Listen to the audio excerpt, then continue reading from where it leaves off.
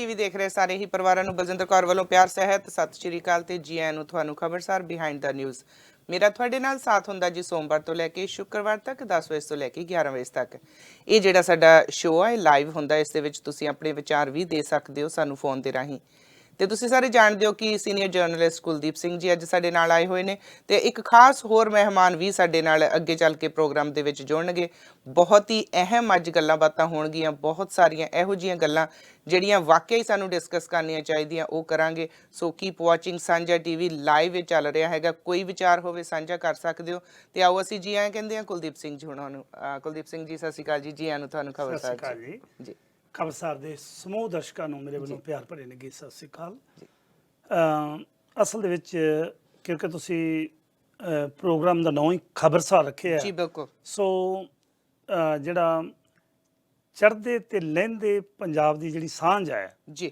ਅੱਜ ਆਪਾਂ ਉੱਥੋਂ ਇੱਕ ਖਾਸ ਮਹਿਮਾਨ ਜਿਹੜੇ ਯੂਰਪ ਦੇ ਵਿੱਚ ਸੈਟਲ ਨੇ ਬੜੇ ਉੱਚ ਅਹੁਦੇ ਤੇ ਨੇ ਜੀ ਬਿਲਕੁਲ ਉਹਨਾਂ ਨਾਲ ਵਿਸ਼ੇਸ਼ ਗੱਲਬਾਤ ਕਰਾਂਗੇ ਪਰ ਤੁਹਾਨੂੰ ਯਾਦ ਹੋਣਾ ਹੈ ਜਦੋਂ ਆਪਾਂ ਪੰਜਾਬ ਦੇ ਵਿੱਚ ਸੀ ਤੇ ਜਗਮੋਹਨ ਕੌਰ ਦੀ ਜੋੜੀ ਤੇ ਕੇ ਦੀਪ ਦੀ ਜੋੜੀ ਬੜੀ ਮਸ਼ਹੂਰ ਸੀ ਭਾਵੇਂ ਤੇਰਾ ਬੜਾ ਕਰਾਰਾ ਪੂਦਨਾ ਸ਼ਾਇਦ ਸੁਣਿਆ ਹੋਏਗਾ ਉਹ ਨਿੱਕੀ ਨਿੱਕੀ ਨੋਕ ਝੋਕ ਗੀਤਾਂ ਚ ਕਰਦੇ ਰਹਿੰਦੇ ਬਹੁਤ ਜ਼ਿਆਦਾ ਮਰ ਜਾਣਾ ਪੋਸਤੀ ਕਹਿੰਦੇ ਹੁੰਦੇ ਹਾਂਜੀ ਮਰ ਜਾਣਾ ਪੋਸਤੀ ਉਹ ਅੱਜ ਕੇ ਦੀਪ ਨੇ ਜਿਹੜੇ ਕਾਫੀ ਲੰਮਾ ਸਮਾਂ ਬਿਮਾਰ ਰਹੇ ਨੇ ਜੀ ਅੱਜ ਉਹ ਇਸ ਸੰਸਾਰ ਨੂੰ ਅਲਵਿਦਾ ਕਹਿ ਗਏ ਨੇ ਸੋ ਬੜੀ ਅਹਿਮ ਸ਼ਖਸੀਅਤ ਸੀ ਪੰਜਾਬੀ ਮਾਂ ਬੋਲੀ ਲਈ ਪੰਜਾਬੀ ਸੱਭਿਆਚਾਰ ਲਈ ਪੰਜਾਬੀ ਗਾਇਕੀ ਦੇ ਲਈ ਤੇ ਇਹਦੇ ਨਾਲ ਨਾਲ ਜੇ ਆਪਾਂ ਗੱਲਬਾਤ ਕਰੀਏ ਤੇ ਸਾਡੇ ਬ੍ਰਿਟਿਸ਼ ਕੋਲੰਬੀਆ ਦੇ ਵਿੱਚ 2 ਦਿਨ ਰਹਿ ਗਏ ਆ ਸਿਰਫ 2 ਦਿਨ ਤੀਜੇ ਦਿਨ 2 ਦਿਨ ਰਹਿ ਗਏ ਸਿਰਫ ਕੀ ਪਤਾ ਲੱਗ ਜਾਣਾ ਕਿ ਉਹਨੇ ਵੀ ਕੁੰਡੀਆਂ ਦੇ ਸਿੰਘ ਫਸ ਗਏ ਕੋਈ ਨਿੱਤਰੂ ਵੜੇਵੇਂ ਖਾਣੀ ਪਤਾ ਲੱਗੂ 2 ਦਿਨਾਂ ਬਾਅਦ 2 ਦਿਨਾਂ ਬਾਅਦ ਵੀ ਕਿਹੜਾ ਘੁੰਮਣ ਵਾਲੀ ਕੁਰਸੀ ਤੇ ਬਹਿੰਦਾ ਹੈ ਪਰ ਇਹ ਤੁਹਾਡੇ ਕੋਲ ਇੱਕ ਬੜੀ ਵੱਡੀ ਖਬਰ ਆ ਕਹਿੰਦੇ ਵੀ ਭਾਰਤ ਵਿੱਚ ਵੀ ਟੀਕੇ ਲਾਏ ਜਾਣੇ ਆ ਜਿਹੜਾ ਵੋਟ ਪਾਊ ਕਾਹਦੇ ਟੀਕੇ ਆ ਉਹ ਭਾਰਤ ਦੇ ਵਿੱਚ ਬਿਹਾਰ ਦੇ ਵਿੱਚ ਜਿਹੜੀ ਕੇਂਦਰੀ ਮੰਤਰੀ ਹੈ ਨਿਰਮਲਾ ਸੀਤਾਰਮਨ ਜਿਹੜੀ ਉਹਨੇ ਐਲਾਨ ਕੀਤਾ ਅੱਜ ਬਿਹਾਰ ਦੇ ਵਿੱਚ ਵੀ ਜੇ ਸਾਨੂੰ ਵੋਟ ਪਾਉਂਗੇ ਤੇ ਅਸੀਂ ਤੁਹਾਨੂੰ ਕਰੋਨਾ ਦੇ ਫ੍ਰੀ ਟੀਕੇ ਲਾਵਾਂਗੇ ਵੈਕਸੀਨ ਬਣੀ ਨਹੀਂ ਤੇ ਉਹਨੇ ਵਾਅਦਾ ਵੀ ਕਰ ਦਿੱਤਾ ਨਹੀਂ ਵੈਕਸੀਨ ਜਦੋਂ ਜਿੱਤਣਗੇ ਉਸ ਤੋਂ ਬਾਅਦ ਬਣਾਉਣਗੇ ਨਾ ਅੱਛਾ ਠੀਕ ਹੈ ਕਿਸੇ ਸੱਜਣ ਨੇ ਪੁੱਛ ਲਿਆ ਕਹਿੰਦੇ ਬੀਬਾ ਜੀ ਕਹਿੰਦੇ ਜੀ ਤੁਸੀਂ ਕਿਹਾ ਕਿ ਸਾਨੂੰ ਵੋਟਾਂ ਪਾਓ ਅਸੀਂ ਤੁਹਾਨੂੰ ਜਿਹੜੀ ਕਰੋਨਾ ਦੀ ਵੈਕਸੀਨ ਹੈ ਉਹਦੇ ਫ੍ਰੀ ਟੀਕੇ ਲਾਵਾਂਗੇ ਉਹ ਕਹਿੰਦੇ ਵੀ ਫਿਰ ਐਂ ਕਰਾਂਗੇ ਜਦੋਂ ਵੈਕਸੀਨ ਆ ਗਈ ਵੋਟਾਂ ਉਦੋਂ ਪਾ ਦਾਂਗੇ ਹਾਂ ਵੋਟਾਂ ਗਾਂ ਕਰ ਲਓ ਨਾ ਇੰਨੀ ਜਲਦੀ ਕੀ ਹੋ ਗਈ ਉਦੋਂ ਪਾ ਲਾਂਗੇ ਯਾਨੀ ਕਿ ਇਹੋ ਜੀ ਰਾਜਨੀਤੀ ਉੱਥੇ ਭਾਰਤ ਦੇ ਵਿੱਚ ਚੱਲ ਰਹੀ ਹੈ ਤੇ ਖਾਸ ਕਰਕੇ ਤੁਹਾਨੂੰ ਪਤਾ ਹੈ ਕਿ ਜਿਹੜੇ ਉੱਥੇ ਦੇ ਹਾਲਾਤ ਨੇ ਨਾ ਮੰਦਹਾਲੀ ਹੈ ਜਿਹੜੀ ਆਪੋ ਤਾਪੀ ਲੱਗੀ ਹੋਈ ਹੈ ਸਰਕਾਰ ਦੀ ਉਹਨੇ ਆਮ ਲੋਕਾਂ ਦਾ ਜਿਉਣਾ ਹਰਾਮ ਕਰਤਾ ਜੀ ਬਿਲਕੁਲ ਹੁਣੇ ਮੈਨੂੰ ਪਤਾ ਲੱਗਾ ਕਿ ਮੇਰੇ ਸਹੁਰਿਆਂ ਦੇ ਪਿੰਡ ਬਠਿੰਡੇ ਦੇ ਵਿੱਚ ਇੱਕ ਨੌਜਵਾਨ 41 ਵਰ੍ਹਿਆਂ ਦਾ ਉਹਨੇ ਆਪਣਾ ਸਾਰਾ ਪਰਿਵਾਰ ਹੀ ਖਤਮ ਕਰ ਲਿਆ ਜੀ ਬਿਲਕੁਲ ਬਹੁਤ ਛੋਟਾ ਉਹਦਾ ਬਿਜ਼ਨਸ ਸੀ ਉਹਨੇ ਪਹਿਲਾਂ ਆਪਣੀ ਵਾਈਫ ਨੂੰ ਮਾਰਿਆ ਸਿਰਫ 41 ਵਰ੍ਹਿਆਂ ਦਾ ਫਿਰ ਉਹਨੇ ਆਪਣੀ ਬੇਟਾ ਸੀ ਨੌਜਵਾਨ ਉਹਨੂੰ ਗੋਲੀ ਨਾਲ ਮਾਰਿਆ ਫਿਰ ਬੇਟੀ ਨੂੰ ਮਾਰਿਆ 10 ਸਾਲ ਦੀ ਬੇਟੀ ਸੀ 14 ਸਾਲ ਦਾ ਬੇਟਾ ਸੀ ਕਿੰਨੀ ਮੁਸ਼ਕਿਲ ਵਰ੍ਹਿਆਂ ਦੀ ਉਹਦੀ ਆਪਣੀ ਪਤਨੀ ਹਾਂਜੀ ਬਹੁਤ ਔਖਾ ਹੁੰਦਾ ਜਦੋਂ ਆਪਾਂ ਇਹੋ ਜਿਹੀਆਂ ਖਬਰਾਂ ਸੁਣਦੇ ਆ ਕਾਫੀ ਨਾਂ ਲਿਖ ਕੇ ਗਏ ਆ ਜੀ ਇਹ ਹਾਂਜੀ ਉਹ ਖੈਰ ਆਉਣ ਵਾਲੇ ਸਮੇਂ 'ਚ ਜਿਹੋ ਜੀ ਗੱਲਬਾਤ ਹੋਏਗੀ ਉਹਦੇ ਬਾਰੇ ਗੱਲਬਾਤ ਕਰਾਂਗੇ ਬਾਕੀ ਜਿਹੜੇ ਪੰਜਾਬ ਦੇ ਵਿੱਚ ਕੈਪਟਨ ਸਾਹਿਬ ਨੇ ਅਸੈਂਬਲੀ ਦੇ ਵਿੱਚ 3 ਬਿੱਲ ਪਾਸ ਕੀਤੇ ਨੇ ਉਹਦੇ ਬਾਰੇ ਸ਼ਾਇਦ ਬਹੁਤੇ ਲੋਕਾਂ ਨੂੰ ਪਤਾ ਨਹੀਂ ਪਰ ਕੱਲ ਦਾ ਜਿਹੜਾ ਪ੍ਰੋਗਰਾਮ ਹੈ ਵਿਸ਼ੇਸ਼ ਉਹਦੇ ਵਿੱਚ ਖਾਸ ਮਹਿਮਾਨ ਆ ਰਹੇ ਨੇ ਉਹ ਦੱਸਣਗੇ ਕਿ ਜਿਹੜੇ ਬਿੱਲ ਨੇ ਸੌਖੇ ਬਣਨੇ ਲਾਗੂ ਆਸਾਨੀ ਨਾਲ ਨਹੀਂ ਕਿਉਂਕਿ ਜਿਹੜਾ ਗਵਰਨਰ ਬੈਠਾ ਹੈ ਉਹ ਕੇਂਦਰ ਸਰਕਾਰ ਭਾਜਪਾ ਦਾ ਗਵਰਨਰ ਹੈ ਜਿੰਨਾ ਚਿਰ ਗਵਰਨਰ ਸਾਈਨ ਕਰਕੇ ਅੱਗੇ ਬਿੱਲ ਨਹੀਂ ਭੇਜਦਾ ਉਹਨਾਂ ਚਿਰ ਗੱਲ ਤੁਰਨੀ ਨਹੀਂ ਤੇ ਗਾਂ ਬੈਠਾ ਵੱਡਾ ਰਾਸ਼ਟਰਪਤੀ ਤੇ ਰਾਸ਼ਟਰਪਤੀ ਬਣਾਇਆ ਕਿਹਨੇ ਹੈ ਜਿਹੜੀ ਮੌਜੂਦਾ ਸਰਕਾਰ ਹੈ ਸੋ ਇਹ ਕੋਈ ਸੌਖਾ ਕੰਮ ਨਹੀਂ ਕਿ ਇਹ ਜਲਦੀ ਦੇ ਕੇ ਕਾਨੂੰਨ ਬਣ ਜਾਏਗਾ ਨਹੀਂ ਅੱਛਾ ਜੀ ਰੇਲ ਦੀਆਂ ਪਟੜੀਆਂ ਤੋਂ ਕਿਸਾਨ ਕਹਿੰਦੇ ਉੱਠ ਗਏ ਆ ਇਹਦਾ ਕੀ ਉਹ ਅਸਲ 'ਚ ਸਿਆਣਪ ਕੀਤੀ ਉਹਨਾਂ ਨੇ ਕਿਉਂਕਿ ਜੇ ਰੇਲ ਦੀਆਂ ਪਟੜੀਆਂ ਤੋਂ ਨਾ ਉੱਠਦੇ ਸਿਰਫ ਮਾਲ ਗੱਡੀਆਂ ਜਾਣ ਦੇ ਰਹੇ ਨੇ ਸਿਰਫ ਮਾਲ ਗੱਡੀਆਂ ਜਿਹਦੇ 'ਚ ਪੈਸੇਂਜਰ ਗੱਡੀਆਂ ਨਹੀਂ ਸਿਰਫ ਮਾਲ ਗੱਡੀਆਂ ਮੇਰੀ ਅੱਜ ਕਿਸੇ ਕਿਸਾਨ ਆਗੂ ਨਾਲ ਗੱਲਬਾਤ ਹੋਈ ਸੀ ਉਹਦਾ ਕਾਰਨ ਹੈ ਉਹਦਾ ਕਾਰਨ ਇਹ ਹੈ ਵੀ ਕੱਲ ਨੂੰ ਜਿਹੜੀਆਂ ਜ਼ਰੂਰੀ ਵਸਤਾਂ ਨੇ ਜਾਂ ਬਿਜਲੀ ਵੀ ਚਲੀ ਗਈ, ਜਿਹੜੇ ਛੋਟੇ ਵਰਗ ਦੇ ਲੋਕ ਨੇ, ਛੋਟੇ ਵਪਾਰੀ ਨੇ ਜਾਂ ਹੋਰ ਦੁਕਾਨਦਾਰ ਨੇ, ਉਹਨਾਂ ਲਈ ਲਾਈਟ ਹੀ ਨਹੀਂ ਹੈ ਤੇ ਦੁਨੀਆਦਾਰੀ ਚੱਲੇ ਕਿਵੇਂ। ਇਸ ਕਰਕੇ ਉਹਨਾਂ ਨੇ ਸਿਆਣਪ ਕੀਤੀ ਹੈ ਕਿ ਇਹ ਲੋਕ ਵੀ ਸਾਡੇ ਨਾਲ ਟੁੱਟ, ਅੱਜ ਕੱਲ੍ਹ ਤਾਂ ਲੋਕ ਮੁਹਿੰਮ ਬਣ ਗਈ ਹੈ ਨਾ, ਕਿਸਾਨ ਮੁਹਿੰਮ ਤਾਂ ਰਹੀ ਨਹੀਂ, ਫਿਰ ਉਹਦੇ ਨਾਲ ਉਹ ਲੋਕ ਉਹਨਾਂ ਨਾਲ ਜੁੜੇ ਰਹਿਣਗੇ, ਜਿਸ ਕਰਕੇ ਉਹਨਾਂ ਨੇ ਇਹ ਇਜਾਜ਼ਤ ਦਿੱਤੀ ਹੈ। ਪਰ ਇਹਨਾਂ ਤਿੰਨਾਂ ਬਿੱਲਾਂ ਦੇ ਵਿੱਚ ਰਾਸ਼ਟਰਪਤੀ ਤੋਂ ਪ੍ਰਵਾਨਗੀ ਲੈ ਕੇ ਕਾਨੂੰਨ ਬਣਨਾ ਮੇਰਾ ਖਿਆਲ ਹੈ ਵੀ ਬਹੁਤ ਮੁਸ਼ਕਲ ਵਾਲੀ ਗੱਲ ਹੈ। ਬਾਕੀ ਨਾਲ ਆਪਾਂ ਗੱਲ ਕਰਾਂਗੇ। ਹਾਂਜੀ, ਕੱਲ ਆਪਾਂ ਉਹਦੀ ਗੱਲਬਾਤ ਕਰਾਂਗੇ। ਬਾਕੀ ਕੈਨੇਡਾ ਸਰਕਾਰ ਜੀ, ਟਰੂਡੋ ਸਾਹਿਬ ਦੀ ਸਰਕਾਰ, ਆਪਾਂ ਨੂੰ ਪਤਾ ਹੈ ਡਿੱਗਦੀ ਸਰਦਾਰ ਜਗਮੀਤ ਸਿੰਘ ਉਹਨਾਂ ਨੇ ਬਚਾ ਲਈ ਹੈ। ਇਹਦੀ ਗੱਲਬਾਤ ਵੀ ਆਉਣ ਵਾਲੇ ਪ੍ਰੋਗਰਾਮ ਵਿੱਚ ਕਰਾਂਗੇ। ਇਹ ਸਨ ਤਰਦੀਆਂ ਖਬਰਾਂ ਜੀ। ਤੇ ਮੇਰਾ ਖਿਆਲ ਹੈ, ਮੇਰਾ ਦਿਲ ਕਰਦਾ ਹੈ ਕਿ ਜਦੋਂ ਅਸੀਂ ਕਸਮ ਚੁੱਕਦੇ ਹਾਂ ਨਾ ਸਿਟੀਜ਼ਨਸ਼ਿਪ ਦੀ ਜੀ, ਤੇ ਉਦੋਂ ਕੁਈਨ ਐਲਿਜ਼ਾਬੈਥ ਦੀ ਕਸਮ ਖਾਣੀ ਪੈਂਦੀ ਹੈ, ਰਾਣੀ ਦੀ। ਤੇ ਉਸ ਰਾਣੀ ਦੇ ਸ਼ਹਿਰ ਚੱਲਦੇ ਆ ਜਿੱਥੇ ਸਾਡੇ ਭਾਈਚਾਰੇ ਦੇ ਬੜੇ ਵੱਡੇ ਰਾਜੇ ਬੈਠੇ ਆ। ਕਹਿਣ ਦਾ ਭਾਵ ਕਿ ਯੂਨਾਈਟਿਡ ਨੇਸ਼ਨ ਹੈ ਜਿਹੜੀ ਜੀ, ਉਹ ਦੁਨੀਆ ਭਰ ਦੇ ਜਿਹੜੇ ਮੁਲਕ ਨੇ ਉਹਨਾਂ ਦੇ ਉੱਤੇ ਕੰਟਰੋਲ ਕਰਨ ਵਾਲੀ ਇੱਕ ਇਹੋ ਜਿਹੀ ਸੰਸਥਾ ਹੈ। ਔਰ ਉਸ ਸੰਸਥਾ ਦੇ ਵਿੱਚ ਮੈਨੂੰ ਬੜੇ ਮਾਣ ਨਾਲ ਕਹਿਣਾ ਪੈਂਦਾ, ਮੈਨੂੰ ਫਖਰ ਹੈ ਕਿ ਕੁਝ ਐਸੀਆਂ ਸ਼ਖਸੀਅਤਾਂ ਬੈਠੀਆਂ ਨੇ ਜਿਹੜੀਆਂ ਹਿਊਮਨ ਰਾਈਟਸ ਦੇ ਉੱਤੇ, ਮਨੁੱਖੀ ਹੱਕਾਂ ਦੀ ਗੱਲਬਾਤ ਕਰਦੀਆਂ ਨੇ। ਤੇ ਮੇਰੀ ਜਿਹੜੀ ਸ਼ਖਸੀਅਤ ਨਾਲ ਮੈਂ ਤੁਹਾਡੀ ਮੁਲਾਕਾਤ ਕਰਾਉਣ ਜਾ ਰਿਹਾ ਅੱਜ, ਉਹ ਇਸ ਵੇਲੇ ਯੂਨਾਈਟਿਡ ਨੇਸ਼ਨ ਦੇ ਵਿੱਚ ਗਲੋਬਲ ਸਟੀਅਰਿੰਗ ਕਮੇਟੀ ਹੁੰਦੀ ਆ, ਜਿਹੜੀ ਹਿਊਮਨ ਰਾਈਟ ਵਾਇਲੇਸ਼ਨ, ਜੈਨੋਸਾਈਡ, ਇਹ ਸਾਰੀਆਂ ਚੀਜ਼ਾਂ ਨੂੰ ਪੜਚੋਲ ਕਰਨ ਲਈ ਬਣੀ ਹੁੰਦੀ ਹੈ। ਔਰ ਆਪਣੇ ਭਾਈਚਾਰੇ ਦੀ ਇੱਕੋ ਇੱਕ ਸ਼ਖਸੀਅਤ ਹੈ। ਤੇ ਉਹਨਾਂ ਨੇ ਜਿਹੜੀ ਬਰਮਿੰਗਮ ਯੂਨੀਵਰਸਿਟੀ ਤੋਂ ਫੈਲੋ ਤੇ ਡਾਇਰੈਕਟਰ ਇੰਸਟੀਚਿਊਟ ਆਫ ਲੀਡਰਸ਼ਿਪ ਤੇ ਕਮਿਊਨਿਟੀ ਡਿਵੈਲਪਮੈਂਟ ਉੱਥੋਂ ਕੀਤੀ ਹੈ, ਇੰਗਲੈਂਡ ਤੋਂ। ਤੇ ਉਹਨਾਂ ਨੇ ਫਿਲਾਸਫੀ ਦੀ ਸਟੱਡੀ ਹੈ ਜਿਹੜੀ ਯੂਨੀਵਰਸਿਟੀ ਆਫ ਆਕਸਫੋਰਡ ਤੋਂ ਕੀਤੀ ਹੈ। ਤੇ ਨਾਲ ਦੀ ਨਾਲ ਉਹਨਾਂ ਨੇ ਉਸ ਤੋਂ ਬਾਅਦ ਆਪਣੀ PhD ਡਿਗਰੀ ਜਿਹੜੀ ਉੱਥੋਂ ਲਈ। ਤੇ ਇੰਟਰਨੈਸ਼ਨਲ ਰਿਲੇਸ਼ਨ ਯੂਨਾਈਟਿਡ ਕਿੰਗਡਮ ਦੀ ਇੱਕ ਯੂਨੀਵਰਸਿਟੀ ਹੈ, ਉੱਥੋਂ ਹੀ ਉਹਨਾਂ ਨੇ ਬਕਾਇਦਾ ਇਹ ਡਿਗਰੀ ਵੀ ਲਈ ਹੈ। ਤੇ ਨਾਲ ਦੀ ਨਾਲ 3 ਕਿਤਾਬਾਂ ਲਿਖੀਆਂ ਨੇ। ਉਹਨਾਂ ਦੀਆਂ ਕਿਤਾਬਾਂ ਪੜ੍ਹਨ ਵਾਲੀਆਂ ਨੇ। ਆਈ ਵਿਸ਼ ਕਿ ਹਰੇਕ ਵਿਅਕਤੀ ਉਹਨਾਂ ਕਿਤਾਬਾਂ ਨੂੰ ਪੜ੍ਹ ਸਕੇ। 2 ਦਰਜਨ ਤੋਂ ਵੱਧ ਉਹਨਾਂ ਨੇ ਰਿਸਰਚ ਪੇਪਰ ਲਿਖੇ ਨੇ ਜੀ। ਤੇ ਉਹਦੇ ਨਾਲ ਖਾਸ ਕਰਕੇ ਜਿਹੜੀ ਬ੍ਰਿਟਿਸ਼ ਪਾਰਲੀਮੈਂਟ ਹੈ ਤੇ ਯੂਨਾਈਟਿਡ ਸਟੇਟ ਕਾਂਗਰਸ ਹੈ, ਉਹਦੇ ਐਕਸਪਰਟ ਵਿਟਨੈਸ ਨੇ ਜਿਹੜੇ ਅਲੱਗ-ਅਲੱਗ ਤਰ੍ਹਾਂ ਦੇ ਜਿਹੜੇ ਮੌਕੇ ਦੇ ਉੱਤੇ ਇਹੋ ਜਿਹੀਆਂ ਵਾਰਦਾਤਾਂ ਹੁੰਦੀਆਂ ਨੇ। ਤੇ ਗੁਰੂ ਗ੍ਰੰਥ ਸਾਹਿਬ ਤੇ ਬੜੀ ਸਟੱਡੀ ਹੈ ਜੀ। ਗੁਰੂ ਗ੍ਰੰਥ ਸਾਹਿਬ ਤੇ ਇੰਟਰਫੇਥ ਦੇ ਉੱਤੇ ਬਹੁਤ ਜ਼ਿਆਦਾ, ਜਦੋਂ ਵੀ ਕਿਤੇ ਕੋਈ ਗੱਲਬਾਤ, ਧਰਮਾਂ ਦੀ ਗੱਲਬਾਤ ਹੁੰਦੀ ਹੈ ਤੇ ਉਹ ਸ਼ਖਸੀਅਤ ਹਮੇਸ਼ਾ ਉਹਦੇ ਵਿੱਚ ਸ਼ਾਮਲ ਹੁੰਦੇ ਨੇ। ਹਿਊਮਨ ਰਾਈਟਸ ਤੇ ਉਹਨਾਂ ਨੇ ਬਹੁਤ ਕੁਝ ਲਿਖਿਆ। ਚੰਗੇ ਐਜੂਕੇਸ਼ਨਿਸਟ ਨੇ, ਹਿਸਟੋਰੀਅਨ ਨੇ, ਵਧੀਆ ਪਬਲਿਕ ਸਪੀਕਰ ਨੇ, ਇੰਟਰਫੇਥ ਤੇ human right activist doctor Iqtidar Karamat Cheema. ਪਿਛਲੇ ਵਾਰੀ ਵੀ ਮੇਰਾ ਪੰਗਾ ਪੈ ਗਿਆ ਸੀ, ਕਹਿੰਦਾ ਕਰਾਮਾਤ ਨਹੀਂ ਹੈਗਾ, ਕਰਾਮਤ। ਡਾਕਟਰ ਸਾਹਿਬ ਸਤਿ ਸ਼੍ਰੀ ਅਕਾਲ ਜੀ। ਸਤਿ ਸ਼੍ਰੀ ਅਕਾਲ ਜੀ। ਹਾਂਜੀ, ਸਤਿ ਸ੍ਰੀ ਅਕਾਲ। ਵਾਹਿਗੁਰੂ ਜੀ ਕਾ ਖਾਲਸਾ, ਵਾਹਿਗੁਰੂ ਜੀ ਕੀ ਫਤਿਹ ਜੀ। ਡਾਕਟਰ ਸਾਹਿਬ, ਅਸਲ 'ਚ ਜੇ ਤੁਹਾਡੀ ਮੈਂ ਪ੍ਰੋਫਾਈਲ ਪੜ੍ਹਨ ਲੱਗਾ ਤੇ ਮੈਨੂੰ ਆ ਸ਼ੋਅ ਪੂਰਾ ਪ੍ਰੋਫਾਈਲ ਪੜ੍ਹਨ ਲੱਗਿਆ ਤੇ ਐਕਸਪਲੇਨ ਕਰਨ ਲੱਗਿਆ ਖਤਮ ਹੋ ਜਾਣਾ ਹੈ। ਸੋ ਆਪਾਂ ਅਸਲ ਮੁੱਦੇ ਵੱਲ ਨੂੰ ਆਈਏ। ਪਤਾ ਲੱਗਾ ਹੈ ਕਿ ਪਿਛਲੇ ਦਿਨੀ ਇੱਕ ਯੂਨਾਈਟਿਡ ਨੇਸ਼ਨ ਦੇ, ਕਿਉਂਕਿ UN ਦੇ ਵਿੱਚ ਤੁਸੀਂ ਉਸ ਕਮੇਟੀਆਂ ਦੇ ਵਿੱਚ ਹੋ ਔਰ ਤੁਸੀਂ ਗੱਲਬਾਤ ਕਰਦੇ ਹੋ। ਹਾਂਜੀ, ਖਾਸ ਕਰਕੇ UN ਹਾਈ ਕਮਿਸ਼ਨਰ ਨੇ ਜਿਹੜੇ, ਉਹਨਾਂ ਨੇ ਇੱਕ ਇਸ਼ੂ ਰੇਜ਼ ਕੀਤਾ ਹੈ ਹਿਊਮਨ ਰਾਈਟਸ ਦੇ ਉੱਤੇ। ਤੇ ਖਾਸ ਕਰਕੇ ਜਿਹੜਾ ਕੰਟਰੋਵਰਸ਼ੀਅਲ ਲਾ ਹੈ FRCA, ਇਹਦੇ ਉੱਤੇ ਉਹਨਾਂ ਨੇ ਕੋਈ ਇਤਰਾਜ਼ ਪ੍ਰਗਟਾਇਆ ਹੈ। ਥੋੜਾ ਜਿਹਾ ਦੱਸਿਓ ਕਿ ਯੂਨਾਈਟਿਡ ਨੇਸ਼ਨ ਦਾ ਜਿਹੜਾ ਹਿਊਮਨ ਰਾਈਟ ਕਮਿਸ਼ਨਰ ਹੈ ਉਹ ਕਿਵੇਂ ਕੰਮ ਕਰਦਾ ਤੇ ਕਿਵੇਂ ਆਵਾਜ਼ ਕਰਦਾ ਹੈ ਜਿਹੜੀਆਂ ਮੁਸ਼ਕਲਾਂ ਆਉਂਦੀਆਂ ਨੇ ਜੀ। ਹਾਂਜੀ, ਧੰਨਵਾਦ ਕੁਲਦੀਪ ਸਿੰਘ ਜੀ। ਯੂਨਾਈਟਿਡ ਨੇਸ਼ਨਸ ਦੇ ਬਾਰੇ ਕਈ ਵਾਰੀ ਲੋਕਾਂ ਨੂੰ ਜਿਹੜਾ ਨਾ ਕਨਫਿਊਜ਼ਨ ਹੁੰਦੀ ਹੈ। ਯੂਨਾਈਟਿਡ ਨੇਸ਼ਨ ਇੱਕ ਵੱਡੀ ਅੰਬ੍ਰੇਲਾ ਬਾਡੀ ਹੈ। ਇਹਦੇ ਹੇਠ ਬਹੁਤ ਹੋਰ ਵੀ ਯੂਨਾਈਟਿਡ ਨੇਸ਼ਨਸ ਦੇ ਵਿੰਗਸ ਨੇ ਜੀ, ਜਿਸ ਤਰ੍ਹਾਂ ਯੂਨਾਈਟਿਡ ਨੇਸ਼ਨ ਜਨਰਲ ਅਸੈਂਬਲੀ ਹੈ ਜਿਹਦੇ ਚ 193 ਦੇਸ਼ ਜਿਹੜੇ ਨੇ ਉਹ ਮੈਂਬਰ ਨੇ। ਫਿਰ ਯੂਨਾਈਟਿਡ ਸਿਕਿਉਰਿਟੀ ਕਾਉਂਸਲ ਹੈ ਜਿਹਦੇ ਵਿੱਚ ਕੁਝ ਪਰਮਾਨੈਂਟ ਮੈਂਬਰ ਨੇ। ਜ਼ਿਆਦਾ ਸਿਕਿਉਰਿਟੀ ਕਾਉਂਸਲ ਇਸ ਵਾਸਤੇ ਮਸ਼ਹੂਰ ਹੈ ਵੀ ਦੁਨੀਆ ਜਿੱਥੇ ਵੀ ਆਮ ਇੰਟਰਵੈਂਸ਼ਨ ਹੁੰਦੀ ਹੈ ਉਹ ਸਿਕਿਉਰਿਟੀ ਕਾਉਂਸਲ ਕਰਦੀ ਹੈ।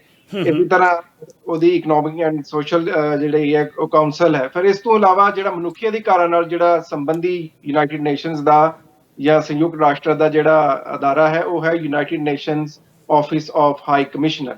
ਇਸ ਵਕਤ ਉਹਦੀ ਜਿਹੜੀ ਮੁਖੀ ਨੇ ਉਹ ਨੇ ਮਿਸ਼ੈਲ ਬੈਸ਼ਲੇ, ਜਿਹੜੀਆਂ ਫਾਰਮਰ ਪ੍ਰੈਜ਼ੀਡੈਂਟ ਨੇ ਸਾਊਥ ਅਮਰੀਕਾ ਤੋਂ, ਤੇ ਉਹ ਇਸ ਵੇਲੇ ਯੂਨਾਈਟਿਡ ਨੇਸ਼ਨਸ ਦੀਆਂ ਹਿਊਮਨ ਰਾਈਟਸ ਕਮਿਸ਼ਨਰ ਨੇ। ਉਹਨਾਂ ਨੇ ਇਸ ਤੋਂ ਪਹਿਲਾਂ ਯੂਨਾਈਟਿਡ ਨੇਸ਼ਨਸ ਦੇ ਅੰਡਰ ਸੈਕਟਰੀ ਜਨਰਲ ਨੇ ਵੀ ਜਿਹੜਾ ਹੈ ਉਹ ਭਾਰਤ ਦੇ ਉੱਤੇ ਰੋਸ ਪ੍ਰਗਟ ਕੀਤਾ ਹੈ ਮੁਖਤਲਿਫ ਮੌਕਿਆਂ ਤੇ।